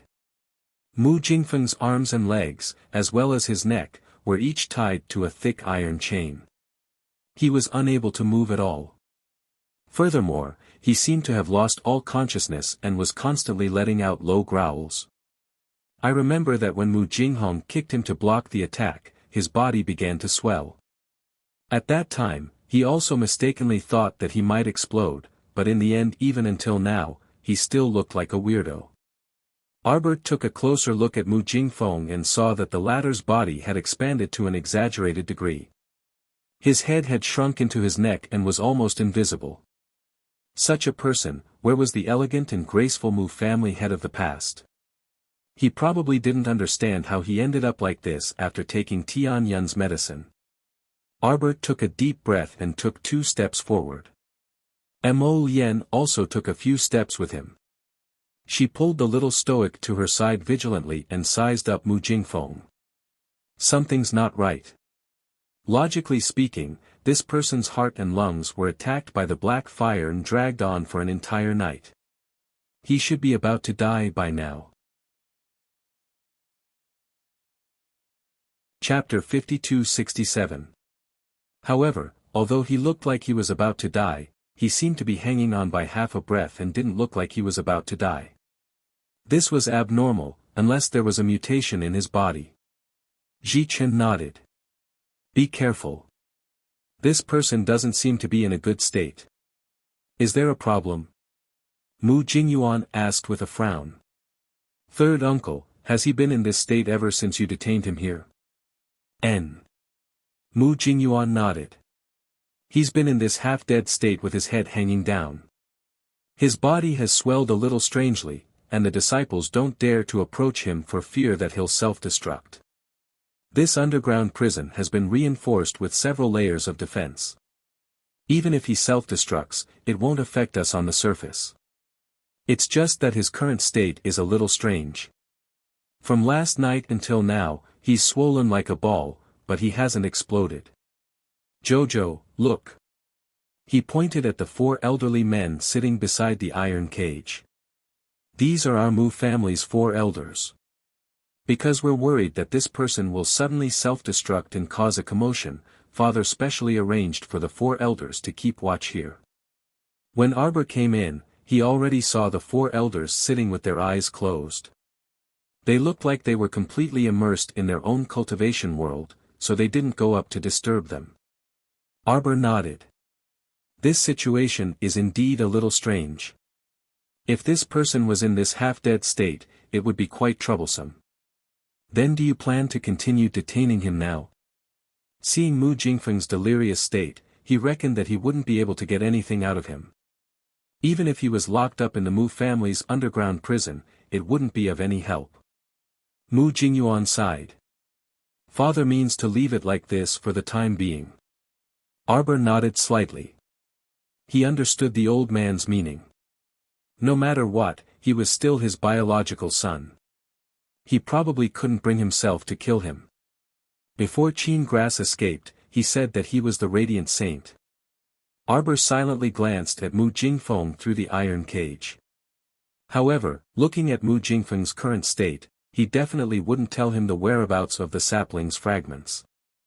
And even if he was awake right now, Arbor couldn't be sure that he would tell him the truth. "Forget it, we'd better." The little stoic's small face was cold. She was about to say that they should have Jojo's Lotus send people to investigate that rundown temple again. Suddenly, an angry roar that sounded like a human came out of the iron cage. Everyone was shocked and turned to look at Mu Jingfeng in the cage. At the same time, the four Mu family members who were originally sitting quietly in the four corners of the cage also opened their eyes at the same time. Their movements were extremely fast.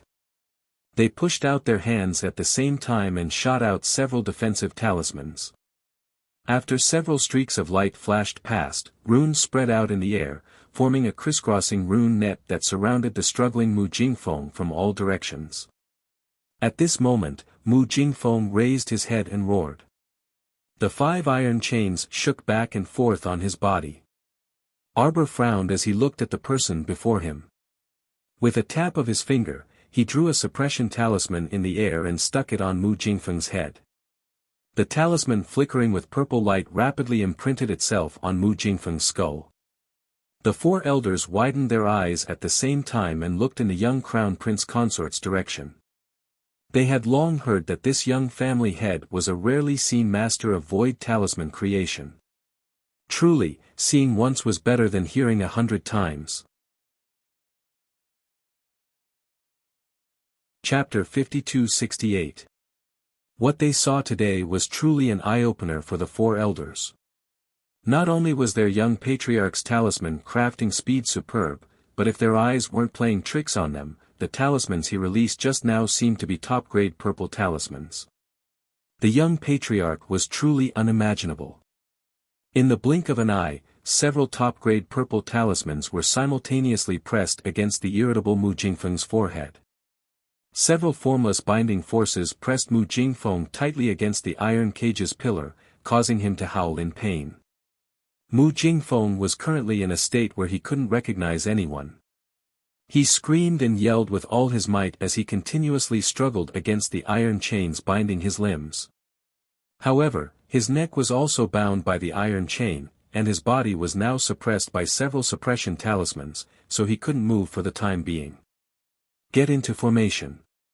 One of the four elders hurriedly shouted in a low voice. At the same time, the other 3 elders erupted at the same time.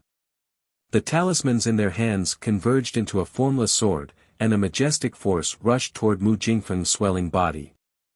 "Wait!" Xiao Mu's pupils contracted, and she abruptly shouted.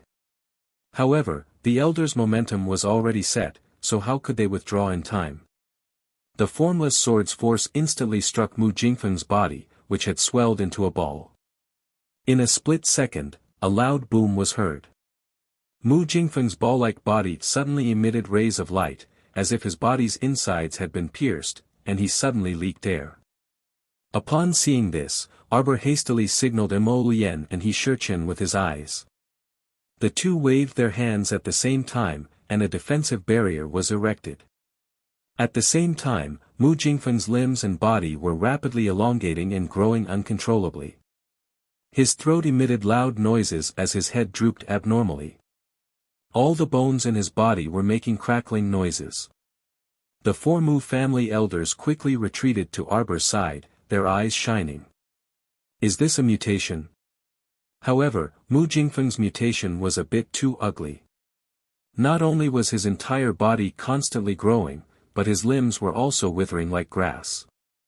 The flesh on his body was doing its best to shrink, and his body was becoming increasingly withered and dark. His skin was practically black. What's going on? Mu Jingyuan asked in astonishment. Did he really take some medicine from Tianyun? Arbor was also puzzled by the situation. The mutated zombies I've seen in the past seem to be better than this. Yuan Shichen clicked her tongue and said softly, isn't that so? At the very least, after the transformation, he more or less looked like a human. Look at him. He doesn't look like a god anymore. Mu Jingfeng, on the other hand, no longer looked like a human. His limbs were like black branches, and his head had shrunk to the size of a fist. His entire body was trembling strangely. If he was as fat as a ball before, he was now as dry as a noodle. Hu Shichen flicked an arrowhead made of wood spirits through the barrier. The wooden arrow hit Mu Jingfeng's body with a thump, but was suddenly deflected away. The wood spiritual energy was unable to harm Mu Jingfeng in the slightest, only leaving a scratch on his shriveled black body. As a result, even Mo Lien couldn't help but be shocked. After all, that was the power of someone who had just entered the godly venerable realm. Although Rotten Peach Blossom had only used a negligible 20% of her power, Mu Jingfeng's body was still very sturdy. However, Mu Jingfeng's hard skin was a little out of her expectations. Was his entire body covered in a layer of armor? Xiao Mu's eyes shifted, and she pointed out with her finger. Countless ice needles flew towards Mu Jingfeng with a whoosh. Chapter 5269. At this time, Mu Jingfeng was already unconscious. As he slapped with his black palms, he occasionally let out unpleasant roars. Arbor's ice needles shattered one by one in his withered black palms, turning into transparent water traces that disappeared into Mu Jingfeng's skin. The little stoic calmly pursed her lips and suddenly released a blue spiritual fire with a wave of her hand. Mu Jingfeng forcefully swatted away the blue flames with a bang. However, at the same time, that cluster of flames strangely rose with a resplendent blue radiance in his palm. Mu Jingfeng's body shook wildly as he slapped the walls everywhere while howling. Fortunately, this dungeon had been reinforced countless times, so it didn't budge even when he randomly crashed around like this. Arbor's eyes flashed, and he pointed at Mu Jingfeng. "Burn, burn it." The four elders moved their lips and looked at Arbor hesitantly. However, Arbor simply didn't look at their expressions. On the other hand, Mu Jingyuan, who was standing on the side, said indifferently, "He's no longer our previous family head, Mu Jingfeng. He's already been transformed into a powerful monster by heavenly fortune. He only has himself to blame for being treated like this by family head." The elders couldn't help but sigh softly. As if they had thought of something, they remained silent and didn't speak. While they were conversing, Ma Shichen flung out several dozen wood spirits, which instantly formed a net and enveloped Mu Jingfeng from head to toe. Mo Lien flicked out 7 to 8 clusters of black flames, which landed on Mu Jingfeng's pitch-black body. Everyone immediately heard him let out inhuman howls. Arbor's small stoic face was calm as he expressionlessly looked at the monster enveloped in black flames. Not the slightest ripple could be seen in his heart. It was as if what was being burned right now was nothing more than a piece of charred charcoal. He couldn't blame anyone for reaching this stage today. If he wanted to blame someone, then he could only blame himself. Why did he believe in heavenly fortune so easily? Why did he join heavenly fortune? Why did he take heavenly fortune's so-called medicine that could mutate his body? This kind of mutated pill might allow him to reach the heavens in a single bound, but it was more likely that he would sink into a sea of bitterness and be consigned to eternal damnation. There are so many people in the world, so why did you have to try this kind of abnormal pill? He had to be responsible for the path he had chosen. He had to bear the consequences and responsibility for all his actions. This was the path Mu Jingfeng had chosen. Arbor looked at Mu Jingfeng, who was burning within the black flames. He withdrew his indifferent gaze and exchanged glances with Mo Lien. "I don't know if he'll be able to regain some of his consciousness in the end, but I'm afraid it will be quite difficult."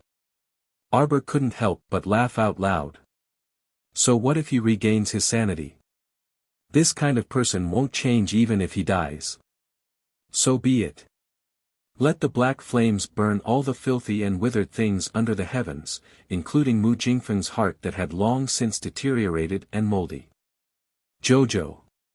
Mo Lien knew that she was in a bad mood, so she raised her hand and patted her head. "There are many things that we cannot change. We can only let nature take its course." "Yes, I know." Arbor nodded. Take her father-daughter relationship with Mu Jingfeng as an example. Let nature take its course and gradually deteriorate. Let nature take its course and make it difficult to recover. Then, let nature take its course as she watched the person in front of her wither away piece by piece. This was all fated. No one could change it. Arbor sighed softly and muttered to himself, "It's fated." The four elders frowned slightly and wanted to say a few words of advice. Chapter 5270.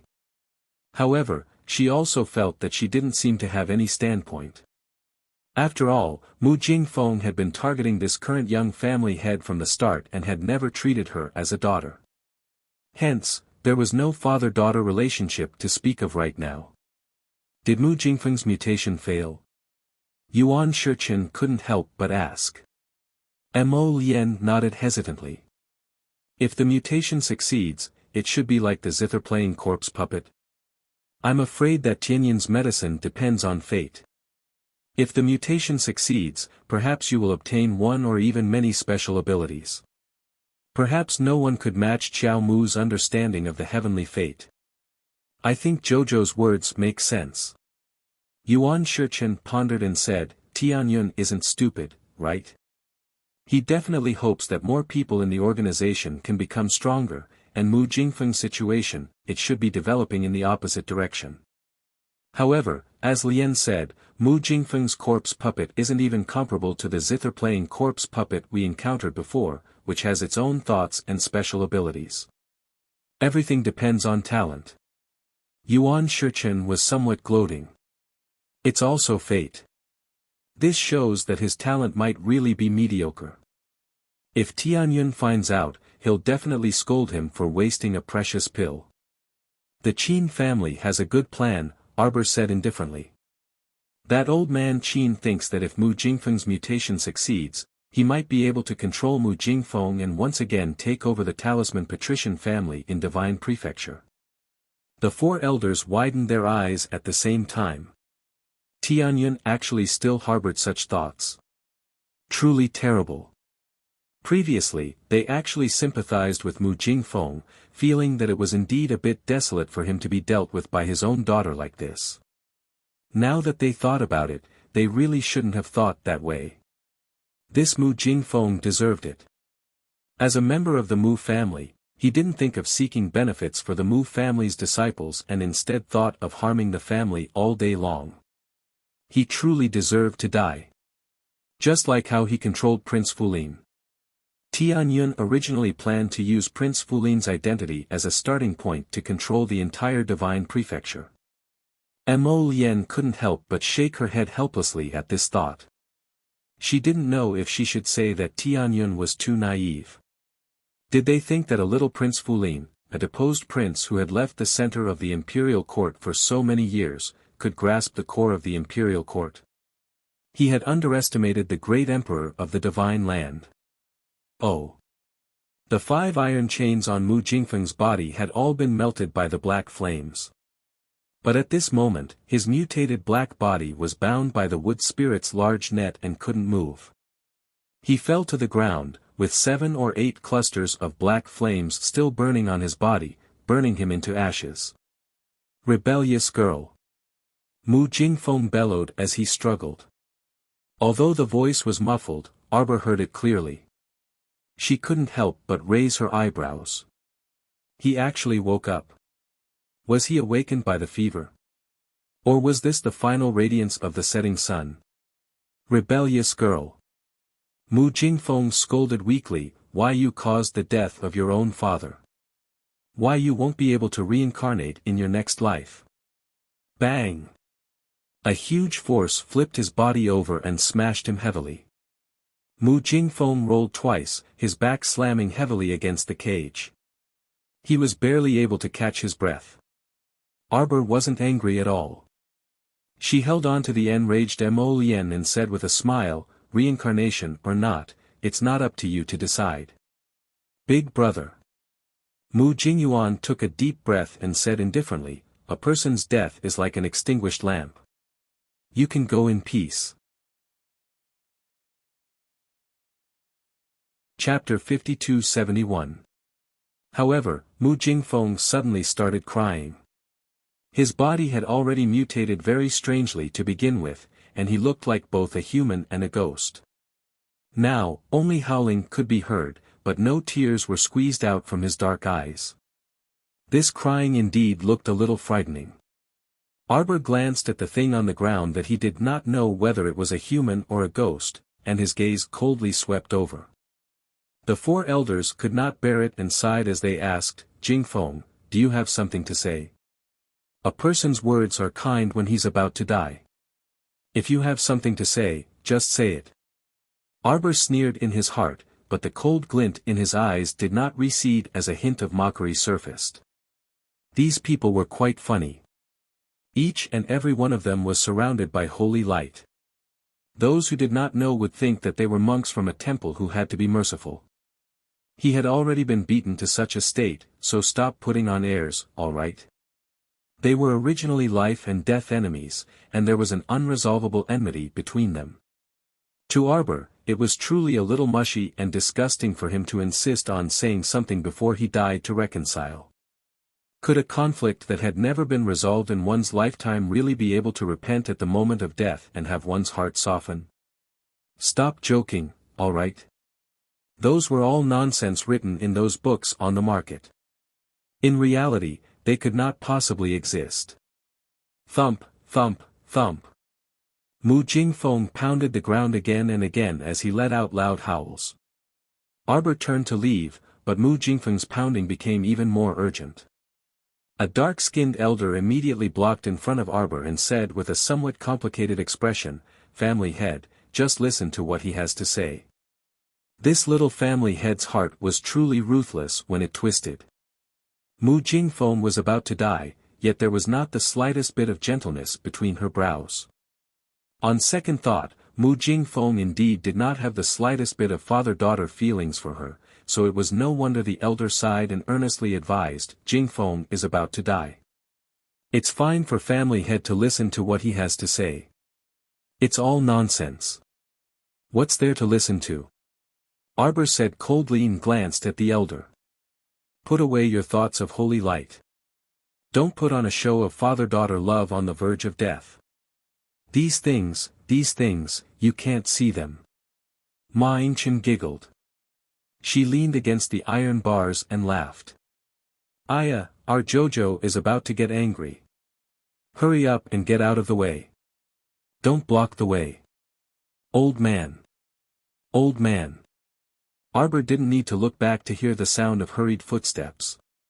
Accompanied by Mu Jingyang, Mu Wuxia, and the others, old Master Mu quickly walked in. When they saw Mu Jingfeng's condition, everyone couldn't help but be shocked. Mu Jingfeng slammed the ground again and again, as though he was pounding heavily on everyone's hearts. Mu Wuxia stood at the back of the crowd and carefully glanced at the young crown princess' cold expression. His heart skipped a beat. The little stoic's complexion didn't look good at all. It seemed like she was about to explode. He shouldn't provoke her at this time. If she started coughing crazily and got angry, the entire family would probably have to bear the consequences. Roar, roar. Mu Jingfeng panted heavily and crawled with his withered claws. He turned his head with difficulty to glare at Arbor. What's wrong with him? Mu Jingyang stomped his feet in anger. Why did he become like this? Mu Jingyuan said indifferently, after taking Tianyun's whatever pill, his body's transformation probably failed. Chapter 52-72. Why is eldest so muddle-headed? Mu Jingyang and Mu Jingzhuang sighed in unison. Seventh uncle Mu Jingrui was also very calm. He shook his head and took out a wooden box to take out a life tablet. Eldest brother's life lamp has already completely shattered.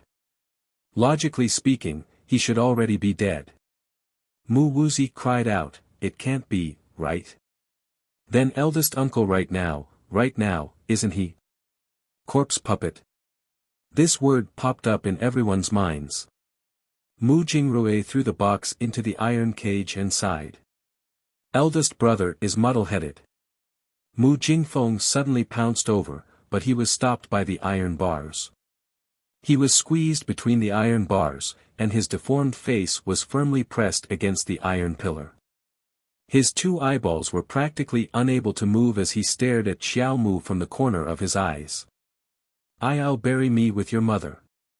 Mu Jingfeng pounced over to stare at Arbor, only to spit out this sentence with much difficulty. Everyone was startled and looked at him in astonishment. Could a corpse puppet still have a clear mind? What did this mean? It meant that Tian Yun's methods might have completely leveled up. Would the corpse puppets they created in the future still retain the wills of the people when they were alive, or would they all have thoughts? If that was the case, it would be even harder to deal with. A corpse puppet's body that was impervious to swords and weapons, in addition to a brain that could think, would it be able to compete with a cultivator's world? Xiao Mu gazed at him coldly.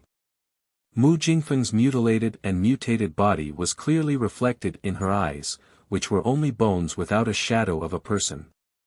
Everyone saw that Mu Jingfeng, who was a corpse puppet, actually shivered in a very human-like manner. When they saw the cold light in the young family head's eyes, they all felt a chill in their hearts. Too cold. The young family head's eyes were so heartless that it was simply frightening. "You're not worthy." She coldly spat out these 3 words, but each word was like a heavy hammer that ruthlessly struck everyone's hearts. That pitiful Mu Jingfeng already had no eyelids.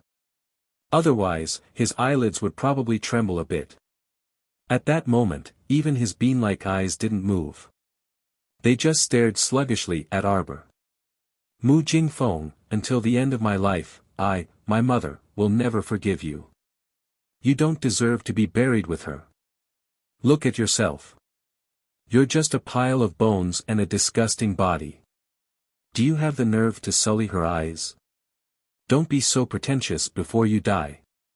You don't trust her at all, and you don't love her either. You don't deserve her from head to toe, even your hair.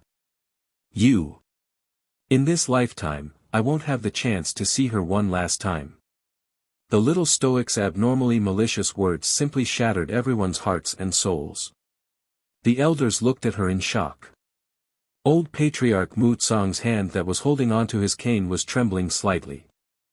They didn't know what words to use to describe the shock in their hearts at this moment. The little stoic's decisiveness, viciousness, straightforwardness, and sternness practically suffocated everyone. When the elderly patriarch looked back again, he saw that Mu Jingfeng had already stopped trembling and was silently hanging on that metal pillar. His pitch-black eyes were staring fixedly in the direction that the little stoic turned to leave. "Jingfeng." The elderly patriarch gripped his cane as tears streamed down his aged face. This was his biological son. He had raised him by his side and nurtured him since he was young. Now that he had to send off his own son, it was always sad. Chapter 5273. Arbor ran all the way out of the dungeon with a long water spirit whip in his hand. With 2 whooshes, he flattened the 2 stone statues in front of him. She clenched her fingers tightly. Until her husband quickly floated over and hugged her in his arms. He gently pried open her fingers one by one. "Jojo, don't be sad, okay? Don't you think I'm cruel? Don't you think I'm abnormally vicious? I didn't even agree to a dying person's request. How heartless I am, how ruthless and heartless. But I don't want him to disturb my mother's rest. Because he doesn't deserve it." Nonsense. Jojo is the most soft-hearted person in the world. Mo Lien hugged her and gently comforted her. He really doesn't deserve it. When they first returned to China, although Jojo didn't say it, Mo Lien knew in her heart that she had some expectations. She would be nice to anyone who showed her kindness. However, Mu Jingfeng personally, bit by bit, destroyed this originally thin father-daughter relationship with his own hands. "I'll definitely kill the person who gave him the drug and told him to die. This is the last bit of obligation I can do for him as his daughter. She would avenge her father. Whoever killed him, she would kill that person. He should be fond of your mother." Mo Lien was silent for a while before finally saying. Arbor sneered. Heh, I don't want that kind of impure feeling. N. Perhaps, Mu Jingfeng always thought that the person he liked was his childhood sweetheart, Mu Qingyao. He was unhappy that his family had married his mother. Or perhaps, after his mother left, he suddenly realized his own feelings and began to look for substitutes all day long, hoping to find some of his mother's shadow from them. For example, his mistress, Yuan Xiong, had eyes that resembled his mother's. However, it was only a slight resemblance. No one could become Long Chuyun, and no one could be Long Chuyun. Long Chuyun was already dead. She could never come back. The past was the past. There was no turning back. Arbor didn't stay long in the Mu family and left. Old Master Mu was saddened by the death of his eldest son. Since it was an undignified death, he ordered his men to burn the body at the back of the mountain. He found a secluded place, erected a cenotaph, and sent someone to inform Arbor.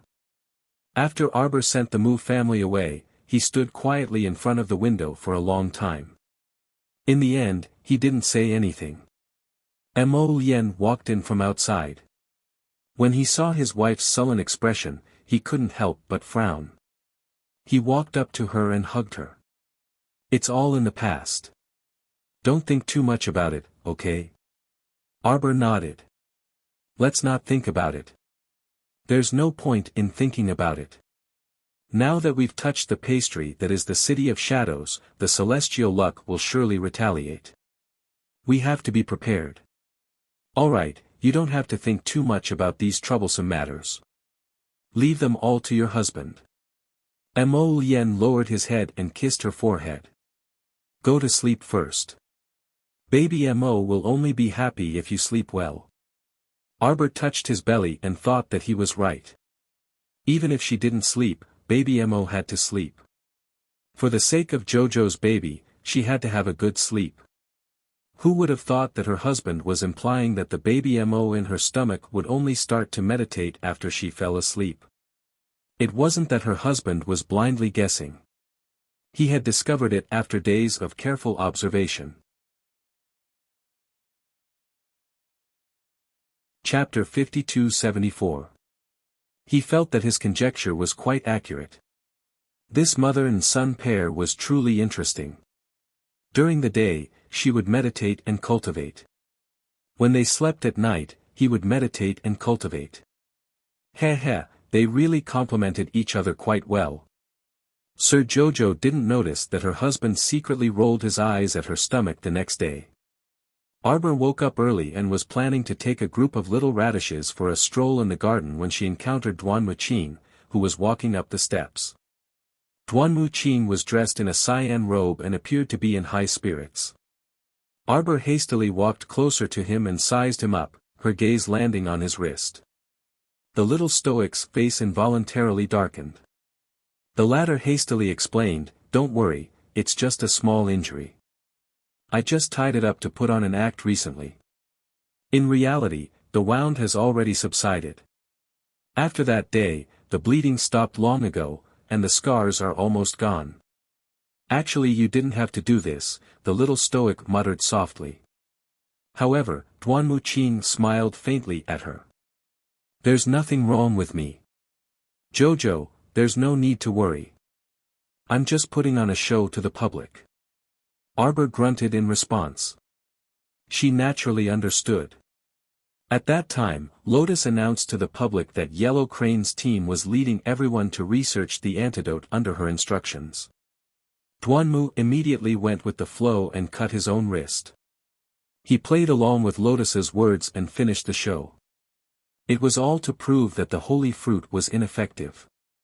They still had to concoct the antidote themselves and cooperate with the pharmacists.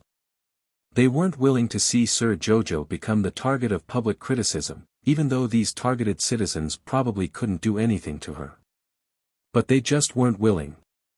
They weren't willing to see Jojo receive such a bad reputation. Arbor knew their thoughts, but she was still unwilling to see Duan Muqin disregard his own life every time. She glanced at him and slapped a bottle of medicine into his hand. 1 pill a day to replenish your blood and qi. Duanmu Qing was taken aback and was momentarily speechless. Heavens, he had only made 2 small cuts on his wrists. With his current level of cultivation, did he need to replenish his qi and blood in such a comical manner? It's unacceptable for a man to not cherish himself. Sir Jojo waved his hand at him and said with a cold face, "Be careful of your qi and blood." Duanmu Qing had a dazed expression on his face as he watched Sir Jojo stomp down the stairs. A hand suddenly reached out from the side and snatched the bottle of medicine from his hand. "Hey, Duanmu, is that the medicine that Jojo gave you to replenish your qi and blood? Doesn't your vitality look good? Why do you need to replenish it?"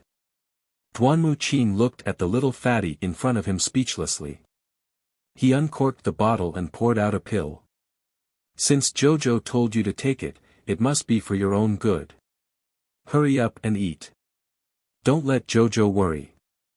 Duanmu Qing looked at him expressionlessly. He silently took the bottle and stuffed it into his arms. Then, he stared at the pill in the little fatty's hand.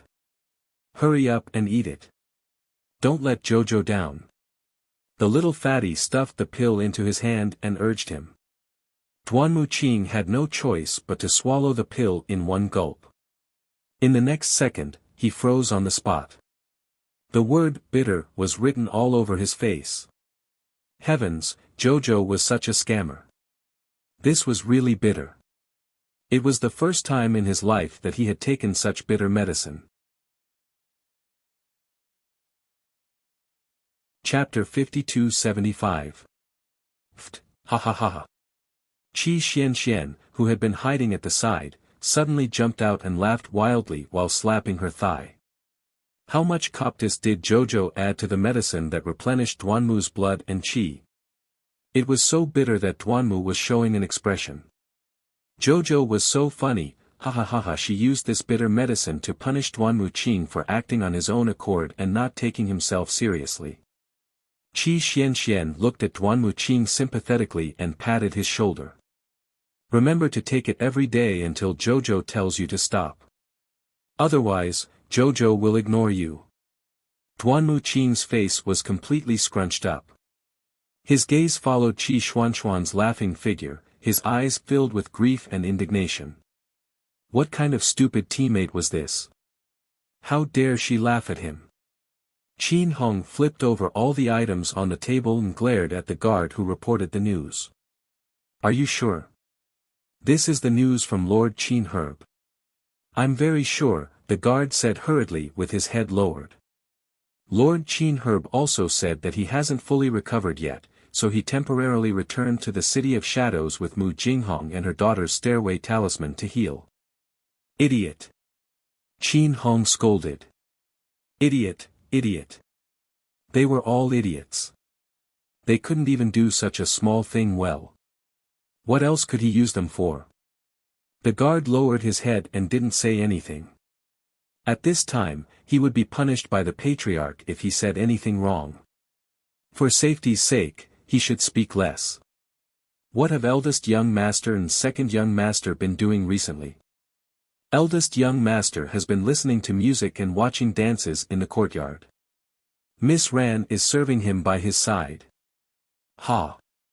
Qin Hong laughed instead of being angry. He was on the verge of exploding with rage. He seems to be living a carefree life. The guard didn't dare to say anything. What else could he say? If Lord Qin Herb was here, he would still listen to Patriarch Qin and scold eldest young master. He was just a small guard and didn't dare to say anything. It was safer to say nothing. Where's second young master? I haven't been able to find second young master's whereabouts recently. The guard lowered his head even more. As expected, the moment he finished speaking, family head Qin slapped him across the face. The guard groaned inwardly. Following the momentum of the palm wind, he rolled to the door and hurriedly rolled twice on the ground to show that he really had to accept his punishment. Scram! Qin Hong got angry when he saw him like that. As expected, he roared at him. The guard heaved a sigh of relief and hurriedly covered the crooked hat on his head and rushed out in a panic. They are all troublesome things. Qin Hong angrily smashed an inkstone beside him, a trace of anger flashing through his heart. He had asked Mu Xiaoxue to do something for him, and it turned out to be like this. This young lady's ability to handle matters was truly incomparable to her mother's. One was up in the sky while the other was down on the ground. It was really depressing. Qin Pe angrily sat down and flung off her robe. She wanted to pick up the kettle, but when she looked, she found that everything on the table had been thrown to the ground. Bastard! He slammed the table and shouted outside, "Are all the people outside dead? Hurry and clean up this place for this patriarch." Two trembling servants came in and quickly cleaned up the place with their heads lowered. Then, they brewed a new pot of tea for family head Qin. Qin Hong's face was cold. He drank half a bellyful of tea. The more he thought about it, the angrier he got. With a bang, he put down the teacup and walked out. Chapter 5276. Where is eldest young master? He didn't do proper work all day and didn't think about how to complete his mission. Instead, he mingled with some orioles and swallows. How did he give birth to such a disappointing son? Eldest young master is at Xianglan Mountain small courtyard, the guard said with trepidation. That was eldest young master's own property in the capital. It wasn't like the shops of the Heavenly Fate organization that Prince Mo had ordered people to seize and raid. The two young masters had many open and secret properties, and most of them were still in good condition. These two were shrewd people. They basically entrusted all kinds of shops to various shopkeepers, so they hid it well. Qin Hong's face was filled with anger. Go. If anyone dares to blabber, inform him and I'll kill you. He wanted to see how carefree this eldest son of his was. When everyone saw that family head Qin was angry, they hastily followed him with fear and trepidation. In the capital, one naturally couldn't wantonly ride spirit beasts on the streets, much less ride flying beasts. Not everyone had the same privilege as the young crown prince consort. If an ordinary person dared to use a flying spirit beast to approach the capital, they would probably be mistaken for invaders. Family head Qin obediently had someone prepare a carriage, and he angrily headed for Xianglan Mountain.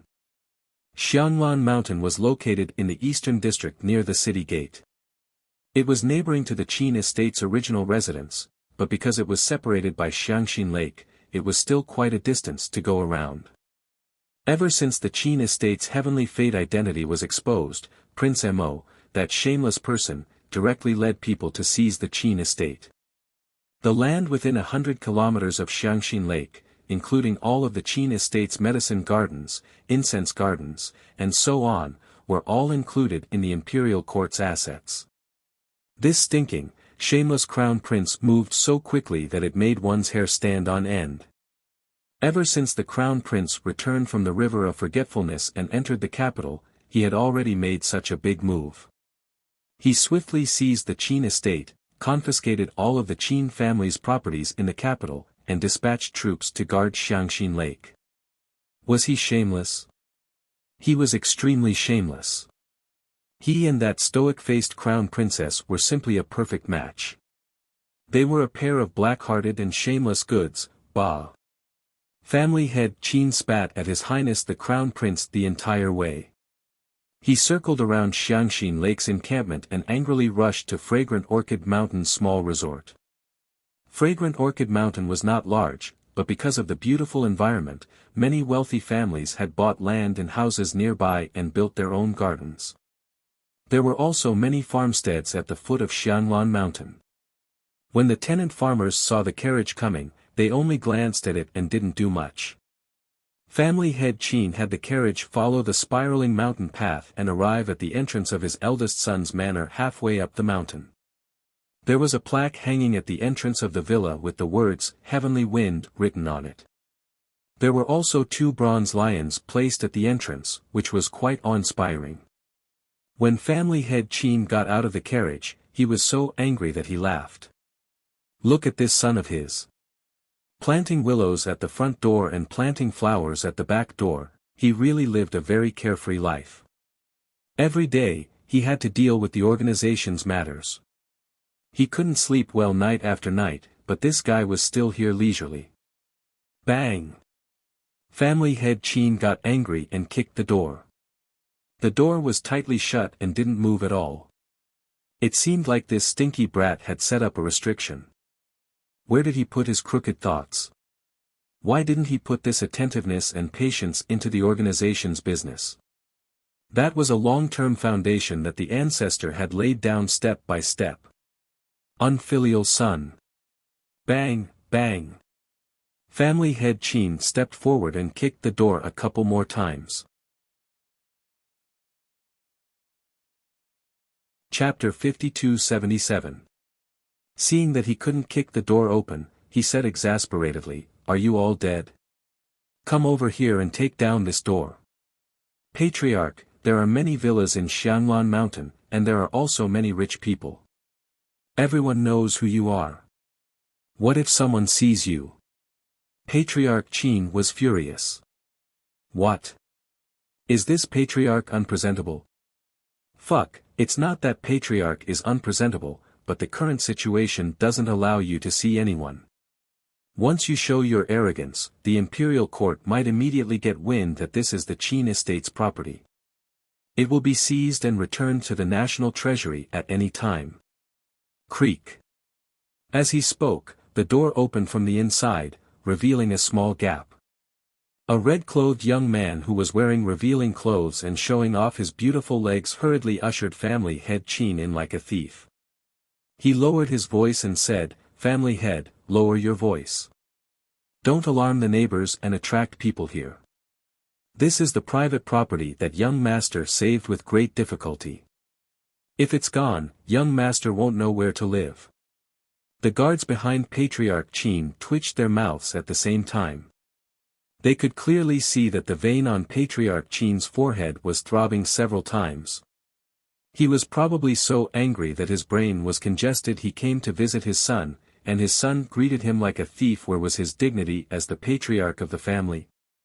He would be a joke if word got out. "Where's boss? Where is he? Get him to come out and see me immediately." Patriarch Qin angrily rebuked, but that red-clothed young man hurriedly came up and covered his mouth. That fragrant wind blew in his face, making Patriarch Qin so angry that his head kept throbbing. What kind of coquettish sluts were these? Men didn't act like men, all of them revealing their chests and legs. Could it be that his son had been led astray by these coquettish sluts? Abruptly flinging that young man's hand away, Qin Hong pointed at him and was about to shout. Hong Yi hurriedly opened the door a little and beckoned everyone in with his finger. "Hurry, hurry, come in. Let's talk inside." The guards' mouths twitched fiercely. They lowered their heads and hurriedly followed their master into the room. Red Yi slammed the door shut, patted her chest, and winked at the crowd. "Aya, you scared me to death. This is one of young master's few private properties. If it's seized, then our family can only sleep on the streets." Qin Hong pointed at Hong Yi and roared, "Scram!" Hong Yi quickly turned around and ran away, disappearing in the blink of an eye. Everyone was speechless. Fuck, what kind of weirdos are those around eldest young master? Family head Qin was so angry that he was panting. Then, he saw a person slowly walking over from a small path. Although he seemed to be walking slowly, he actually covered several miles with each step. In an instant, he was right in front of them. "Greetings, family head." The handsome man bowed to family head Qin. Family head Qin had a belly full of anger. "Where's Xian He? Tell him to come see me. This subordinate has already informed the young master. Patriarch, please take a seat here for a moment." Family head Qin angrily followed Fan Meng through the corridors and aisles. They entered the side door of the garden and arrived at a tea pavilion. Then, they heard a lazy voice laughing. "Father, I heard that you made a scene at the front door. What are you doing? This son doesn't have many private properties in the capital. If you make a scene and everyone knows about it, it will definitely attract that brat surnamed Mo, who will seize my property as well." The elderly patriarch turned around to take a look. He was so angry that his nose twitched.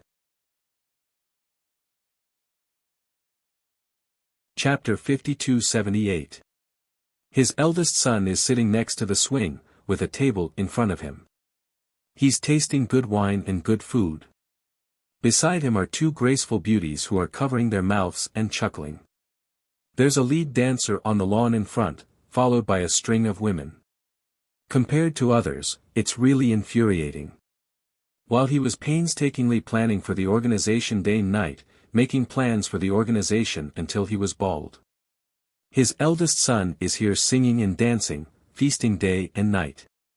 There's no trace of his second son, not even a ghost's shadow can be seen. These are his two most outstanding sons. It's all because of that little slut. So he wants to kill that little slut and fish up his two outstanding sons from the abyss. Achoo, achoo. Arbor sneezes a few times, looking around with a puzzled face. Is someone secretly cursing Jojo? Why do I feel like something's wrong with my whole body when I come out today? Don't tell me I've been cursed by someone. The two little radish heads who are playing in front of her jump and run to her side. They shake her sleeve and say, "Nyangchin. Benefactress." Arbor expressionlessly looks at Guangguangdaran.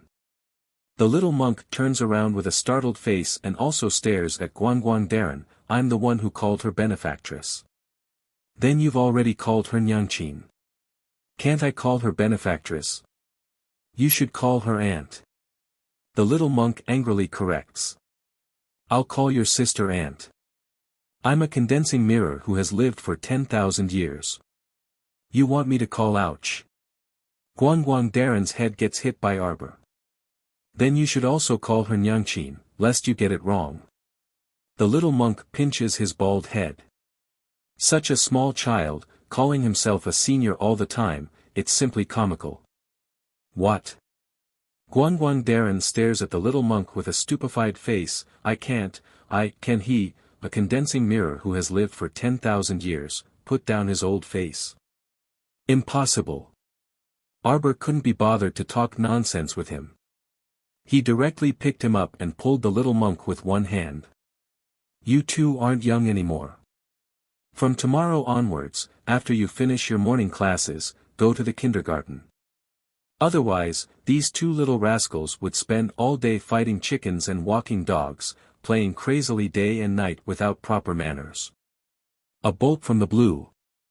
Guang Guang and Guang Guang looked at each other. Both of them could see the word suffering written on each other's faces. "Mother." The little monk raised his head in protest. "Why?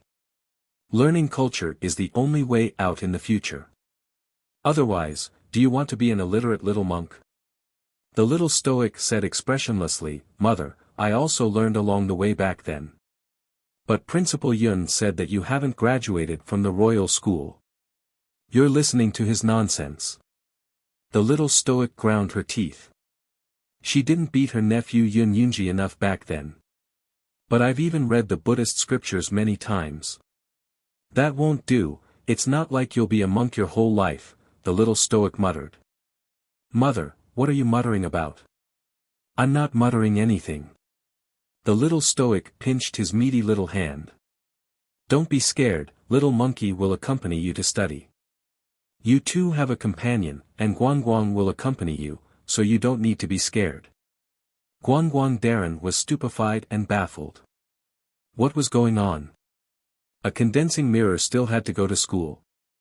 "You're freaking kidding me, right?" Arbor took out 3 porcelain bottles that looked like jelly beans on the outside but were actually pills. "Are you going?" "Yes." Little monkey pounced over from behind and kept nodding his head while hanging from her leg. Chapter 5279. The little monk also nodded and raised his small hand to pick up the medicine. This move was quite useful against foodies. Arbor nodded in satisfaction and glanced at Guangguang, who had a conflicted expression. Are you going or not? Guangguang snatched the porcelain bottle from her hand and muttered, I'm not going for the sake of the pills. I'm going to protect them. Humph. If it weren't for Sir Guangguang's protection, who knew if these two weaklings could survive past 3 days? Arbor's lips curled into a faint smile. You're the best. Then it's settled. I'll send someone to escort you there tomorrow. You have to work hard, understand? Mother will test you on what you've learned when we get back. Sir Condensing Mirror, whose actual age was over 10,000 years old but who only appeared to be around 3 years old, nodded very solemnly. The little monkey, whose actual age was over 300 years old but who appeared to be 5 years old, also nodded very solemnly. We will study well. After the new year, the little monk, Kong Kong, who was 6 years old and half a head taller than these two old monsters, nodded reluctantly with a bitter expression. All right then. After reaching a consensus with the 3 children, Arbor was also quite happy on the inside. With one in her arms, one hanging from her leg, and one holding her hand, Prince Mo saw his wifey dragging 3 children in her direction from afar. He immediately dashed forward and took the condensing mirror from her arms. Jojo, where are you going? We're going for a walk in the garden. Arbor held the little monk's hand and looked up at Mo Lien. I'll go with you. Mo Lien immediately pulled over the little monkey hanging from Jojo's leg to lighten the burden on his wifey's leg. Qiuqiu said that Shintu Jing, who was previously imprisoned in the Tower of Punishment, might be about to die. I'll go in and take a look later. Xiao Mu and Mo Lien led the little radish heads to the garden. After walking around a few times, they let the 3 of them go off to have fun. The little stoic yawned. I'm going to sleep in the star domain later. Recently, I feel that baby Mo especially likes to stay in the star domain. When I come out for a long time, he will remind me to go in. That's because this fellow cultivates at night and likes to stay in a place filled with divine energy, Mo Lien muttered softly. Arbor turned to look at him. Husband, what are you muttering about? Mo Lien reached out and grabbed her. Nothing much. Wifey, why don't you sleep in the star domain tonight? Arbor thought about it and nodded. I don't have much to do recently, so I'll go to the star field and stay there for a while. Then, a bitter expression appeared on her face. She looked at her husband and said, after I got pregnant, I actually didn't like to stay in the star field. Do you know why? Mo Lien held back her laughter and nodded. Because you stayed in the star field for a long time. When you came out, you realized that only 3 to 5 days had passed. This way, you'll feel as if you've been pregnant with baby Mo for several years. The little stoic patted the back of her husband's hand in passing. Husband, you understand me too well. But in truth, if you don't have anything to do, just stay in the star field and draw talismans and refine pills. If you're mentally strong, you can also personally plant medicinal herbs. The main reason was that firstly, it would be safe and reassuring. Secondly, baby Mo liked it. If this fellow cultivated, perhaps it would be twice the result with half the effort. The little stoic nodded reluctantly. All right then. I'll go visit Shintu Jing later and won't come out if there's nothing. Chapter 5280. Then the 3 little ones, tomorrow, I'll arrange for them to go to the preschool to study and train. I'll leave you for a while. These 3 little rascals were truly troublesome. His wife was not in good spirits recently, so it was best to let her rest and recuperate. Xiao Mu yawned again and said with a nod, then keep a good eye on them. Recently, Mo, I don't know what she's up to. I saw her meditating for a long time. Forget it, just let her be. You worry too much. Everyone is doing quite well. You, on the other hand, must be well nourished and be happy for me every day. Mo Lien cupped her small face and planted a kiss on her cheek. You're not allowed to make me worry. What do I have to worry about? Arbor looked into the distance. Looking at the three little radishes playing together, he curled his lips in amusement. A 10,000-year-old bachelor actually gets along so well with two little kids. Mo Lien couldn't help but laugh. It's just that it sounds a little old. Actually, it's been suppressed in the abyss for so long, so it doesn't have any intelligence at all. Its intelligence is about the same as Kong Kong's. Then Kong Kong is much more mature than him. Arbor shook his head in amusement. It's pretty good to be a child. Arbor sighed softly. How could there be so many complicated things in a child's world? They could laugh and play, fight today, and make up tomorrow. Mo Lien reached out to pinch her nose. Relax, you're not allowed to think too much. Sir Jojo turned and bit him, tilting his head mischievously. Got it. Mo Lien stroked his chin, unsure whether to laugh or cry. On the other side. Family head Qin stared at a maidservant who bowed and retreated after serving tea. He was so angry that he almost smashed the teacup in his hand to the ground. Qin Xian. Family head Qin sternly called his son's full name. Eldest young Master Qin was leaning lazily against the swing. His hand trembled when he was caught off guard by the old master's yell. He almost spilled all the wine from the wine glass he was holding.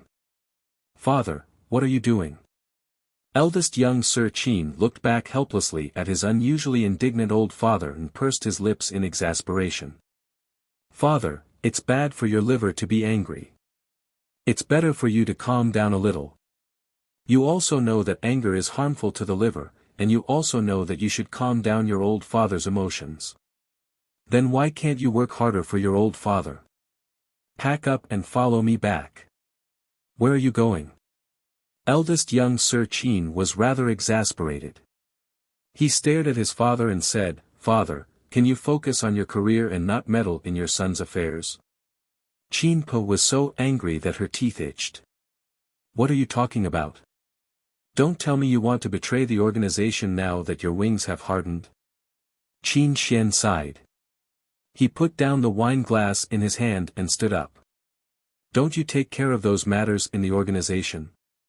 It won't collapse. Smoke rose from the top of Qin Hong's head as he roared angrily, after the failure of the kingdom of Daliuo, you also have to think of countermeasures for the future. Don't forget, Forefather has high hopes for you two brothers. Qin Xian's eyes flashed. I understand, Father. Qin Hong was even angrier when he saw his son's poor attitude. The problem was, what was the use of just knowing? If he didn't take action, everything would be zero. Xian, don't forget our mission. Qin Hong looked at him seriously and said, don't be muddle-headed. Chapter 5281. You mustn't give up your bright future because of a woman. Father, what are you saying? Eldest young Sir Qin interrupted him with a grin. Don't you understand my temperament? He understood this son of his too well. He looked like he was indulging in debauchery. If he had always been like this to all women, then he would be at ease. But now, he felt that this punk treated that damn bitch differently. He could tell during the previous incident at the Red River Canyon. Back then, he sent so many people and used so many spirit stone cannons in order to annihilate the little Stoics group in one fell swoop. His primary target was actually that stoic face. He wanted to kill this uncertain factor, but with her standing in the way, he felt that his two sons weren't that reliable when working for the organization. They were bound by her influence. As long as she died, everything would be easy to handle in the future. Moreover, he indeed wanted to kill those elite disciples from the patrician families. The best method was to capture the corpses and use corpse poison without restraint to see how valiant these mutated elite disciples could be. In the end, because boss sent Gong Song Fong, the underground hall's hall master, to intervene. The entire operation was completely bound and couldn't operate normally. Letting the tiger return to the mountain would lead to endless trouble. This was why he was so vexed. Later on, he kept wanting to kill this stoic face, but things always went against his wishes. This also included the fact that his two sons sabotaged the operation. The more they valued this stoic face, the angrier he became. Fortunately, this matter hadn't been exposed to the ancestor yet. If the ancestor knew, they probably wouldn't end well either. Father, don't worry. Give me some time to think it over. I promise to help you think of a good way to oppose the imperial court, eldest young Sir Qin said to his old father with a chuckle. It's best that you can think this way. Qin Hong reminded him worriedly, the matter in the state of Daluo was a complete failure. I think there's no need to continue with that Lily plan. Eldest young Sir Qin's eyes flickered, and he softly made a sound of agreement. Qin Hong suddenly paused, and he abruptly turned to stare at his eldest son. Do you know where your second brother went? These two brats were like dogs biting dogs all day long. On the surface, they were polite, but on the inside, they were wrestling with each other. He didn't know where his second son had gone, but it was impossible for his eldest son to not know, because his eldest son would definitely keep an eye on his second son's movements. Qin, you seem to have thought of something and cried out involuntarily, could it be that second brother has gone to the Pingjin Prairie? He went to exterminate those Lily. Otherwise, why would they suddenly lose track of their whereabouts without any news at all? This meant that second brother was not in the imperial capital at all.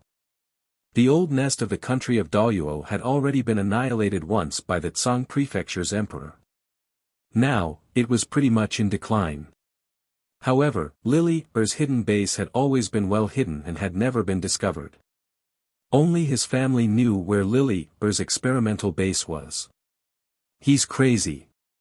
Qin Hong shuddered and hurriedly walked out. No, he had to stop his son. His actions were tantamount to betraying the entire Sky Fate organization. If the old ancestor knew about this, Qin Hong could not imagine how the old ancestor would punish his outstanding son. Chapter 5282. He couldn't let his son be ruined by a woman. Father. Eldest young Sir Qin flashed in front of him and said with a smile, why are you so flustered? You knew long ago, didn't you? When did he leave? Tell me. Hurry up and tell me. He set off the night before yesterday. The base should be in ruins by now, the eldest young sir said with a smile. Why did you do that? Qin Mu reprimanded angrily. Father, don't you think those things are disgusting? Eldest young Sir Qin blinked innocently. I wanted to gouge out their eyeballs the first time I saw them. You guys. Qin Hong muttered to himself. Crazy, really crazy, crazy. No matter how bad those things were, they were nurtured by Tianyun. They were also part of the organization. Even if they were to be destroyed, it shouldn't be his second son who personally led people to destroy them. Only when the old ancestor gave the order that he didn't want these things could they be destroyed. But now he muttered to himself, what the hell was this? Your second uncle found out about this. Second uncle has always been serving the patriarch. If father doesn't say anything, I don't say anything, and we don't say anything, who will know? Your second uncle has been eyeing my position this whole time. Qin Mu reprimanded angrily. If he finds out, you should know what will happen to your second brother. Don't worry, father. He won't find out. Qin Mu shook his head fiercely, still muttering, crazy, you guys are really crazy. What exactly is so good about that stoic face that you guys treat her like this? No matter how well you treat her, you are still enemies in that stoic face's eyes. Do you understand? Eldest young Sir Qin nodded obediently. MHM, I know. Father, don't worry too much. Go back. how about staying for dinner before leaving? Qin Hong forcefully flung his son's hand away and angrily turned to stride out. He said hatefully, "You two brothers will be buried in this vicious woman's hands sooner or later."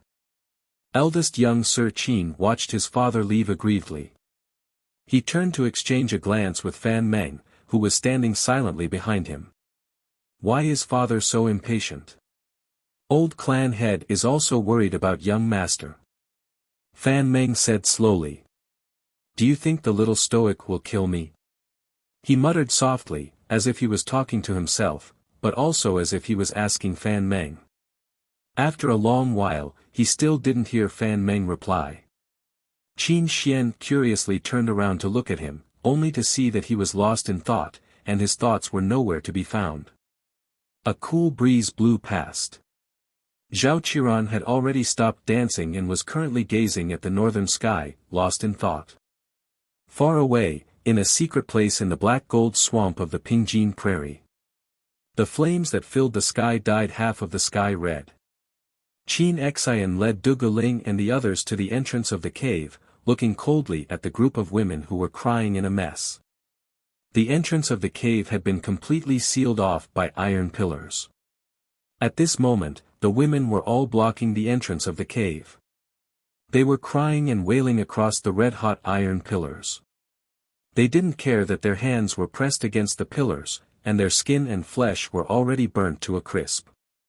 Their eyes were filled with terror as they cried and begged for mercy, howling loudly. The faces were all squeezed at the entrance of the cave, struggling to breathe in the fresh air. Chapter 5283. Unfortunately, none of them were able to come out.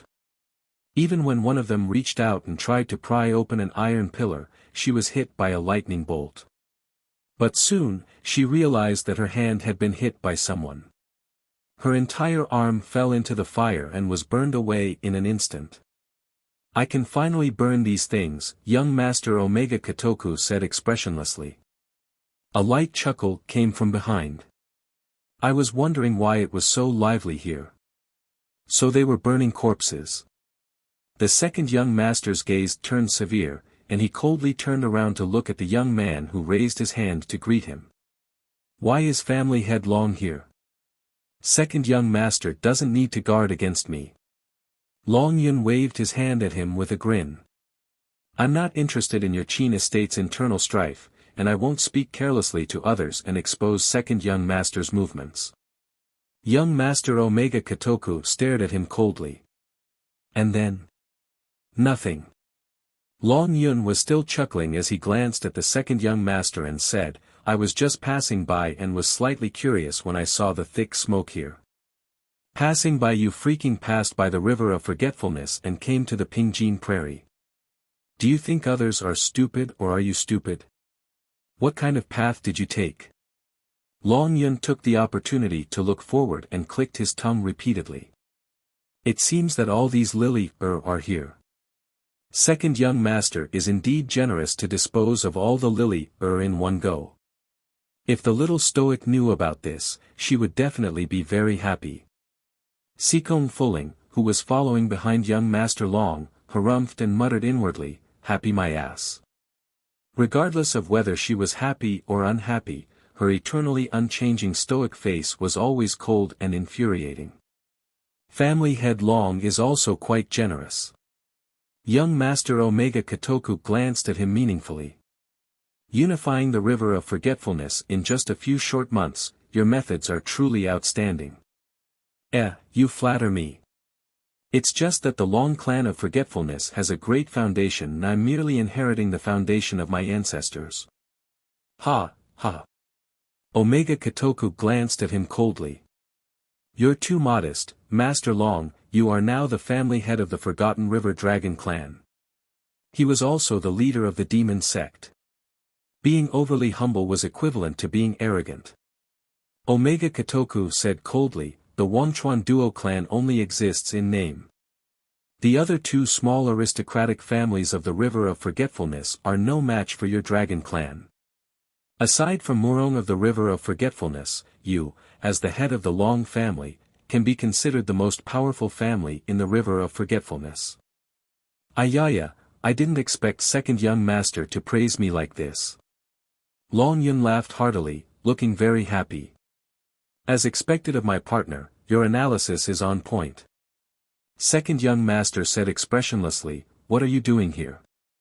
Don't talk about passing by, it was on the way. So fake. Long Yun blinked and chuckled as he nodded. Alright, alright, alright. Let's be frank with each other. As for me, I happened to pass by the Tsang prefecture 2 days ago and noticed that someone was acting strangely. Young Master Omega Kotoku's eyes flickered. Couldn't Duanyu be kinder? What kind of trouble was he up to now? He was even more detestable than when he was in the lower star domain. He would jump out from time to time like a cockroach that couldn't be killed. Right, you didn't guess wrong. That person is acting strangely. That person gathered 30,000 elite troops from the 3 prefectures and personally led the troops. From the direction I saw, they seemed to be heading straight for the City of Shadows. Chapter 5284. That 30,000 soldiers is merely an overt move. I feel that with this guy's black-bellied level, it's impossible for him to only bring 30,000 people over. He must have set up many spies, and he might have even secretly ordered people to bring another 300,000 soldiers as reinforcements. Dugu Ling's small fan nearly fell from his hand. He revealed a shocked expression. It can't be that bad, right? Would His Majesty of Tsang Province be so shameless? With the elites of the 3 provinces gathered, 30,000 soldiers are still not enough to take down a City of Shadows? He wants to secretly cause a commotion with 300,000 soldiers. No way, did he have to be like this? Do you know what he can do when he's shameless? Long Yun chuckled. We have to guard against him, don't we? The second young master expressionlessly said, it's not like he's shameless for the first time. He and that Mo fellow were simply different tunes to the same effect. They were both shameless people and were more adept at deceiving others. Dugu Ling hastily picked up his small fan and waved it. Then are we going over? Of course we're going. Family Head Long revealed a warm-hearted expression. But we can't just go like this.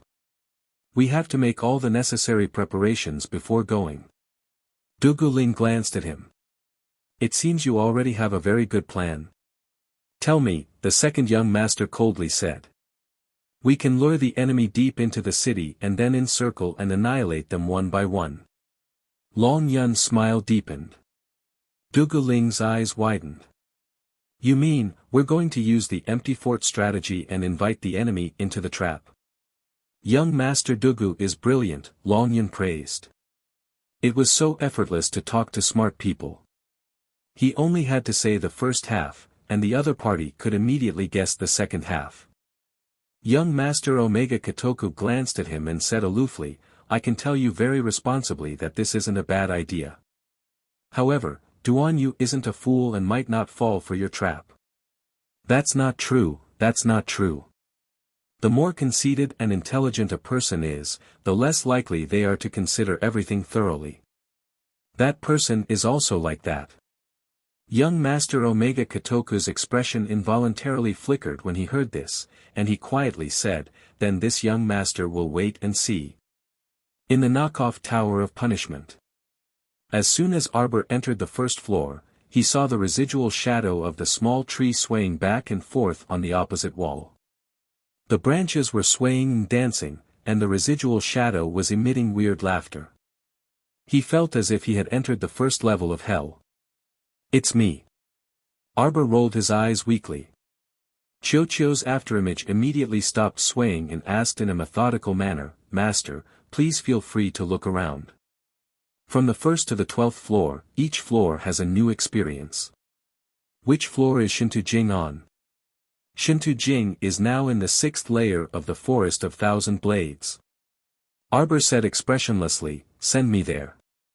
In the blink of an eye, he was already standing at the entrance of the 6th floor. Looking into Arbor, the simulated environment was really a small forest. However, what was hanging on the tree were not leaves, but small shiny throwing knives. He saw Shintu Jing hanging from a huge tree on the verge of death.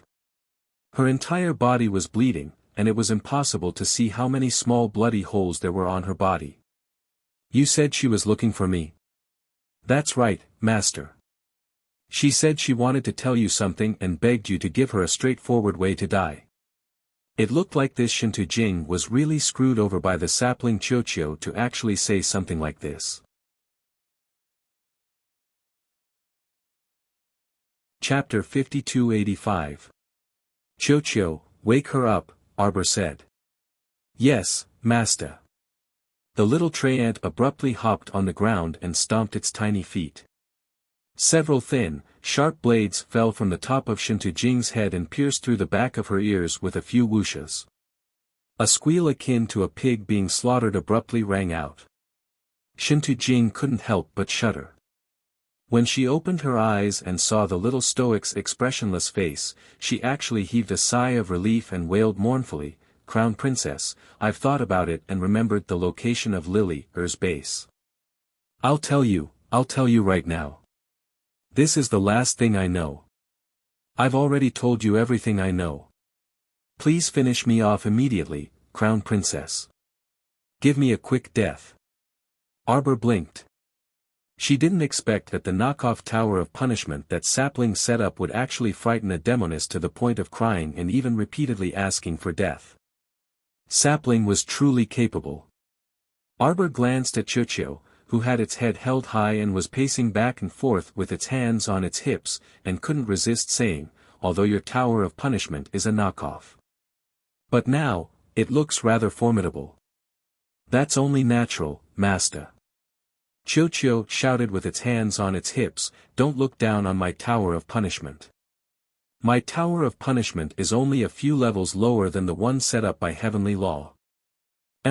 Arbor hooked her finger at it. Qiuqiu jumped into her palm. Arbor stroked it and paused for a moment before suddenly asking, "Did you hear strange cries?"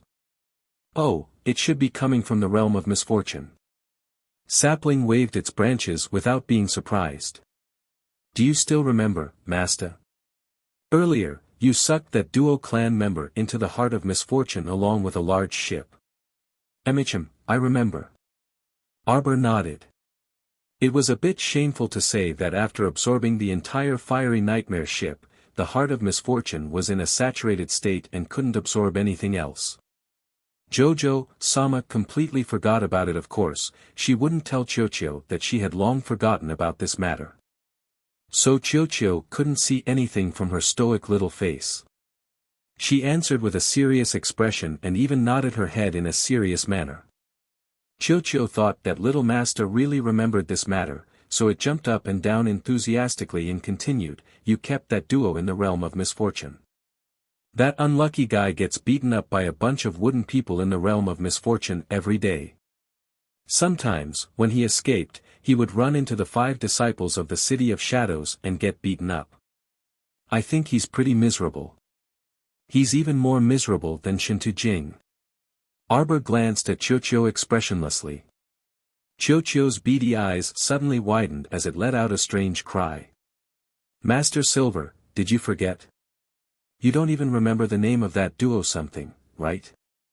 Also, you don't remember the 5 disciples of the City of Shadows either, do you? You took their souls and told them to train in the realm of misfortune until they broke through to the godly realm. Then, you would let them out. They had already broken through to the godly realm level 6 or 7 not long ago, but you haven't done anything yet. I thought you were still unsatisfied with their cultivation, but I didn't expect you to have completely forgotten about them." Heavens, his little master's memory was so bad. Baby Qiuqiu was so anxious. Chapter 5286. Needless to say, looking at Master's expressionless but actually blank little face, Qiuqiu already knew that this fellow had completely forgotten everything. It was said that pregnancy makes one stupid for 3 years. Master was also Master. Qiuqiu sang and hung on a strand of her hair, crying as it tugged at her long hair. You can't be stupid for 3 years after pregnancy. Chiuchiu's heart will ache, sob sob sob. What are you sobbing about? Arbor's mouth twitched, resisting the urge to slap this little imp away. She secretly told herself to calm down, calm down. This was Chiuchiu, the most important little friend in her life. She couldn't slap him, she couldn't slap him. She raised her hand and took out the heart of misfortune from her inner world. I'll go in and take a look, she said expressionlessly. Master, the environment inside is too bad. Not to mention the yellow sand everywhere, you even kept some corpse poison sand inside. Although these things won't attack you, it's still dirty. You still shouldn't go in. Just drag them out. Arbor thought about it and felt that little tree's words made sense. Thus, she expressionlessly glanced inside the heart of misfortune. With this glance, her little jaw almost dropped in shock. What did she see? A wild man running wildly, Chiuchiu. Arbor suddenly shouted. He's covered in tree bark and has a tree branch in his hand. Is he being beaten by a bunch of wooden men? Chiuchiu said stiffly. Those are the mechanical wooden men that senior apprentice brother Tian Tuzi made. I really sympathize with this duo something. He's being beaten by 17 to 18 mechanical wooden men every day. He's pretty miserable. Chiuchiu, what's his name again? Master Silver, even you have forgotten his name. How could I possibly remember? Chiuchiu rolled its eyes speechlessly. Arbor thought so too. She sighed and said to Chiuchiu, where are my 5 subordinates? Why don't I see them? Master, why don't you take a closer look? This realm of misfortune isn't big, but it's not small either. Do you see that boat? When Xiao Mu saw that large fire nightmare ship, she looked up at the deck. Sure enough, she saw 5 disciples from the City of Shadows meditating with their heads lowered. It seemed that the fiery nightmare ship, which had a lot of supplies, had been taken over by the 5 lean disciples. This was the path of the strong. Although the ship originally belonged to Dor or something, in this environment, he couldn't defeat the 5 disciples of the City of Shadows at all. Arbor nodded, his voice faintly entering the ears of the 5 City of Shadows disciples. The 5 of you have all met my requirements. I can release you now. The 5 disciples of the City of Shadows opened their eyes at the same time. A trace of excitement flashed across their eyes. Actually, if the 5 of them were to be said to have been rather disapproving and resentful at the beginning, then they would have been very dissatisfied. As time passed, their ranks rapidly increased in the realm of misfortune. They didn't have any resentment or thoughts anymore. They weren't particularly elite disciples in the City of Shadows. Compared to those outstanding disciples, the 5 of them were nothing at all. Therefore, they were very clear that the realm of misfortune was a powerful place for cultivation. It might also have something to do with the elixirs that their little master had given them. With the help of the elixirs, the environment, and their own efforts, each of them had a qualitative and rapid improvement. Chapter 5287. This meant that there was no need for them to resent this matter. It was true that they had handed over a strand of their soul, but in reality, they had received countless benefits. If it had been any other time, they might not have been able to improve to this level even after 10, 20, 30 years. By now, they were already completely convinced of his strength. As long as they did not have any second thoughts, their future would be smooth sailing. The 5 of them only felt the scenery in front of them change, and they appeared in a dark green forest. But upon closer inspection, they realized that there were thin green blades hanging from the trees above and all around them. The 5 of them did not dare to ask any more questions, and bowed respectfully with cupped fists. Greetings, Master. Arbor nodded slightly and glanced at the 5 of them. The speed of your improvement is not bad. Arbor said, now I can let you out to do something for me. Thank you, Master. The 5 of them were overjoyed and cupped their fists together. From now on, you will be called E1, E2, E3, E4, E5. Sir Jojo said expressionlessly. In the future, all the people cultivated in the realm of misfortune would start with the word E, so she would not forget it. Thank you, Master, for giving us names. Although the names were not much, the fact that their master had given them names meant that he approved of them, and the 5 of them were somewhat happy. Arbor said, you should be very familiar with the geography of the City of Shadows. I want you to set off immediately and head to the Tsang Prefecture military camp. I've already informed them. Once the 5 of you arrive, just head straight to the camp. Once you're there, someone will naturally receive you and tell you what to do. The 5 of them bowed in unison without any objections. Yes, Master. Arbor nodded with satisfaction. I'll let the Blue Phoenix send the 5 of you on your way. Go now. With a wave of his hand, he released the 5 of them from the star region. The 5 of them looked back and saw that a young man had been waiting by the side for a long time. Come on up.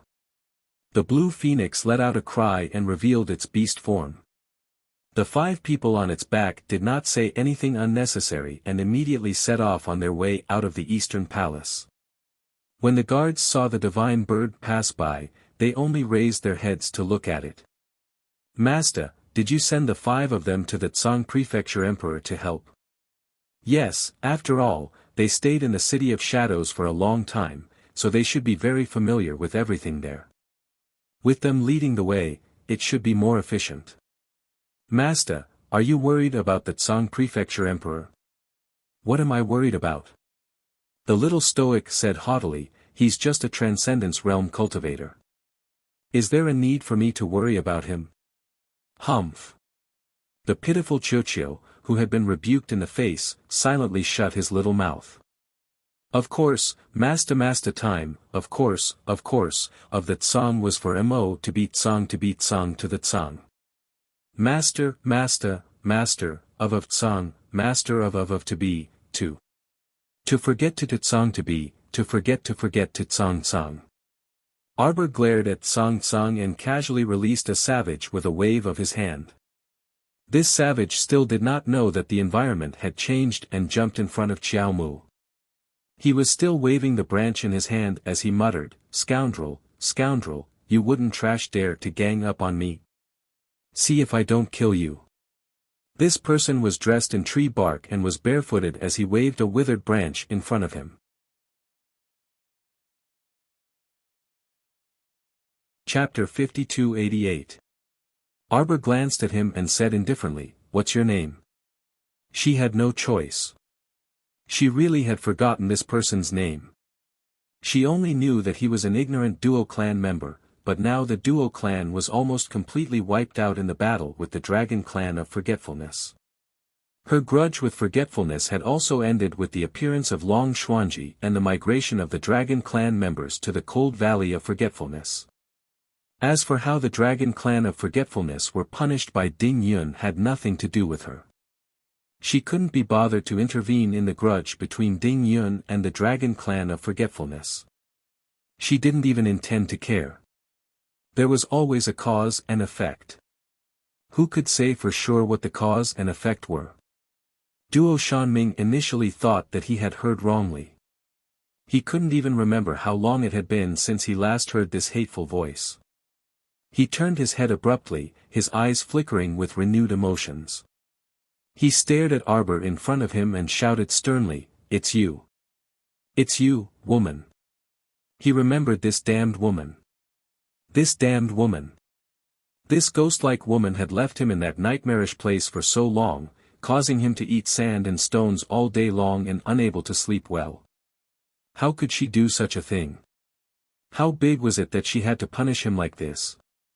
Women were vicious and vengeful. She would immediately take revenge on such a small matter and even torture him to death. Arbor glanced at him. Chochio. Chochio is here. The little tree ant waved its branches and rushed forward, jumping up without a word. It stretched out 2 small branches and waved them at Duo Shanming's face. Master is asking you a question. Why are you staring at her instead of answering? Look at your unconvinced expression. What, do you want to take revenge? I think you're looking for shit in the latrine. Let me tell you, it's impossible for you to take revenge. The little tray ant punched him twice in the face. First of all, you can't get past me. Duo Shanming was furious. After being beaten up by the little tray ant, he shouted, "You woman, I only offended you once or twice. How dare you take revenge on me like this? Do you need to be so vengeful? Vengeful? Stinky man. How dare you scold my little master? I think you're really tired of living." The little tray ant raised its two black beady eyes and pounced forward. Its two branches formed a green halo and smashed towards Duo Shanming's head with a bang. Duo Shanming was so scared that he fell to the ground. He could sense that the mighty power of the tree spirit was not something that someone of his level could resist. Other than waiting for death or begging for mercy, he had no other choice. Before Duo Shanming could say, "Spare my life." Yet Xiao Mu waved her hand and directly picked up that irascible tray ant. "What are you getting angry at a fool for?" The little Trent's green halo failed to smash down and nodded. "Yes, what's there to be angry about with a fool?" The little fellow's eyes narrowed, emitting black flames. "He dared to scold you, so I'm going to beat him to death." "All right, I'll ask him." Arbor pacified the little tray ant and turned to look in Duo Shanming's direction. "You haven't answered my previous question," the little stoic asked aloofly. Chapter 5289. Duo Shanming's originally despondent arrogance rose again. He gritted his teeth and said, "You actually don't even remember my name. Then why did you fucking capture me and throw me into that kind of land filled with yellow sand?" The irritable tray ant was angry again. It flew out of Sir Qiao's hands and stepped on Duo Shanming's head, stomping hard twice. "Why are you talking so much nonsense? Answer whatever I ask you. Tell me, what's your name?" Although the tray ant was short and looked weak, it was still able to withstand the pressure. Who would have thought that the strength behind that kick would be so great that it nearly crushed his head off? Duo Shanming was indignant, but he didn't have the strength to fight against the little tray ant. He could only say sullenly, Duo Shanming." The little tray ant stretched out a small branch and jumped onto Arbor's shoulder. "Master, I remember now. He has an older sister. I met her in the Lotus Realm of the Forgetfulness Pond before. I think she's called Duo Shanmei." Arbor nodded expressionlessly. Seeing its little master's expression, the little tray ant couldn't help but roll its black eyes. Well, no matter what Duo Shanming or Duo Shanmei, Master definitely didn't remember anything. Arbor stared at Duo Shanming for a while. "Is this person the one who drove a big ship to crash into us in the Forgetfulness Pond?" "Yes, it's the fire nightmare ship that Master kept in the realm of misfortune." The little tray ant glanced at the unlucky Duo Shanming. Speaking of which, this guy was really unlucky. After being thrown into the realm of misfortune by his master, he completely forgot about it. It wasn't until a few months later that he remembered it. Of course, it was because of Qiuqiu's reminder. Otherwise, he reckoned that it would take years before Master would remember this idiot. Duo Shanming shuddered from head to toe as he stole a glance at Xiao Mu. Realm of misfortune. From what the tray ant said, the broken place where he was previously, with yellow sand covering the sky and rocks everywhere, was actually a realm of misfortune. But this woman, what method did she use to stuff him into that realm of misfortune? And now, how did she bring him out? Duo Shanming carefully looked at his surroundings. At first, he thought he was in a mountain forest, but when he took a closer look, he was shocked. It turned out that the leaf-like green objects above his head were actually thin, sharp blades. What was going on? Could it be that he was still not standing in the outside world? Arbor paused for a long time before responding with an "oh." Qiuqiu looked at her curiously. "Master, how should we deal with this person? continue throwing them in. The little stoic waved her hand disinterestedly. As if struck by lightning, Duo Shanming hurriedly took a step back. His eyes stared cautiously at the stoic face, and his voice was almost mournful. What did you say? You've locked me up for so long. Why couldn't they call it even? You woman. How can you be so vicious? I'm not leaving. I'm not leaving, I'm not leaving. Duo Shanming yelled. Arbor blinked his big eyes and had a strange expression on his face. Are you sure? I'm very sure. Duo Shanming shouted angrily. He really regretted it now. Back then, because he failed to marry Wu Chunhua, he bore a grudge against her father, Wu Cheng. In order to spite Wu Cheng, he purposely made him drive his ship to crash into this woman's ship. Who would have thought that this crash would bring him such bad luck? He regretted it very much, but there was nothing he could do. You're tuning into the Han Li's Wuxia Adventures YouTube channel. We're so grateful for your support, and don't forget to subscribe to join us on this incredible journey through captivating stories. Your generosity through donations truly makes a world of difference, as it's the primary source of revenue that allows me to expand and enhance this channel for you. Thank you from the bottom of my heart for being a part of this adventure.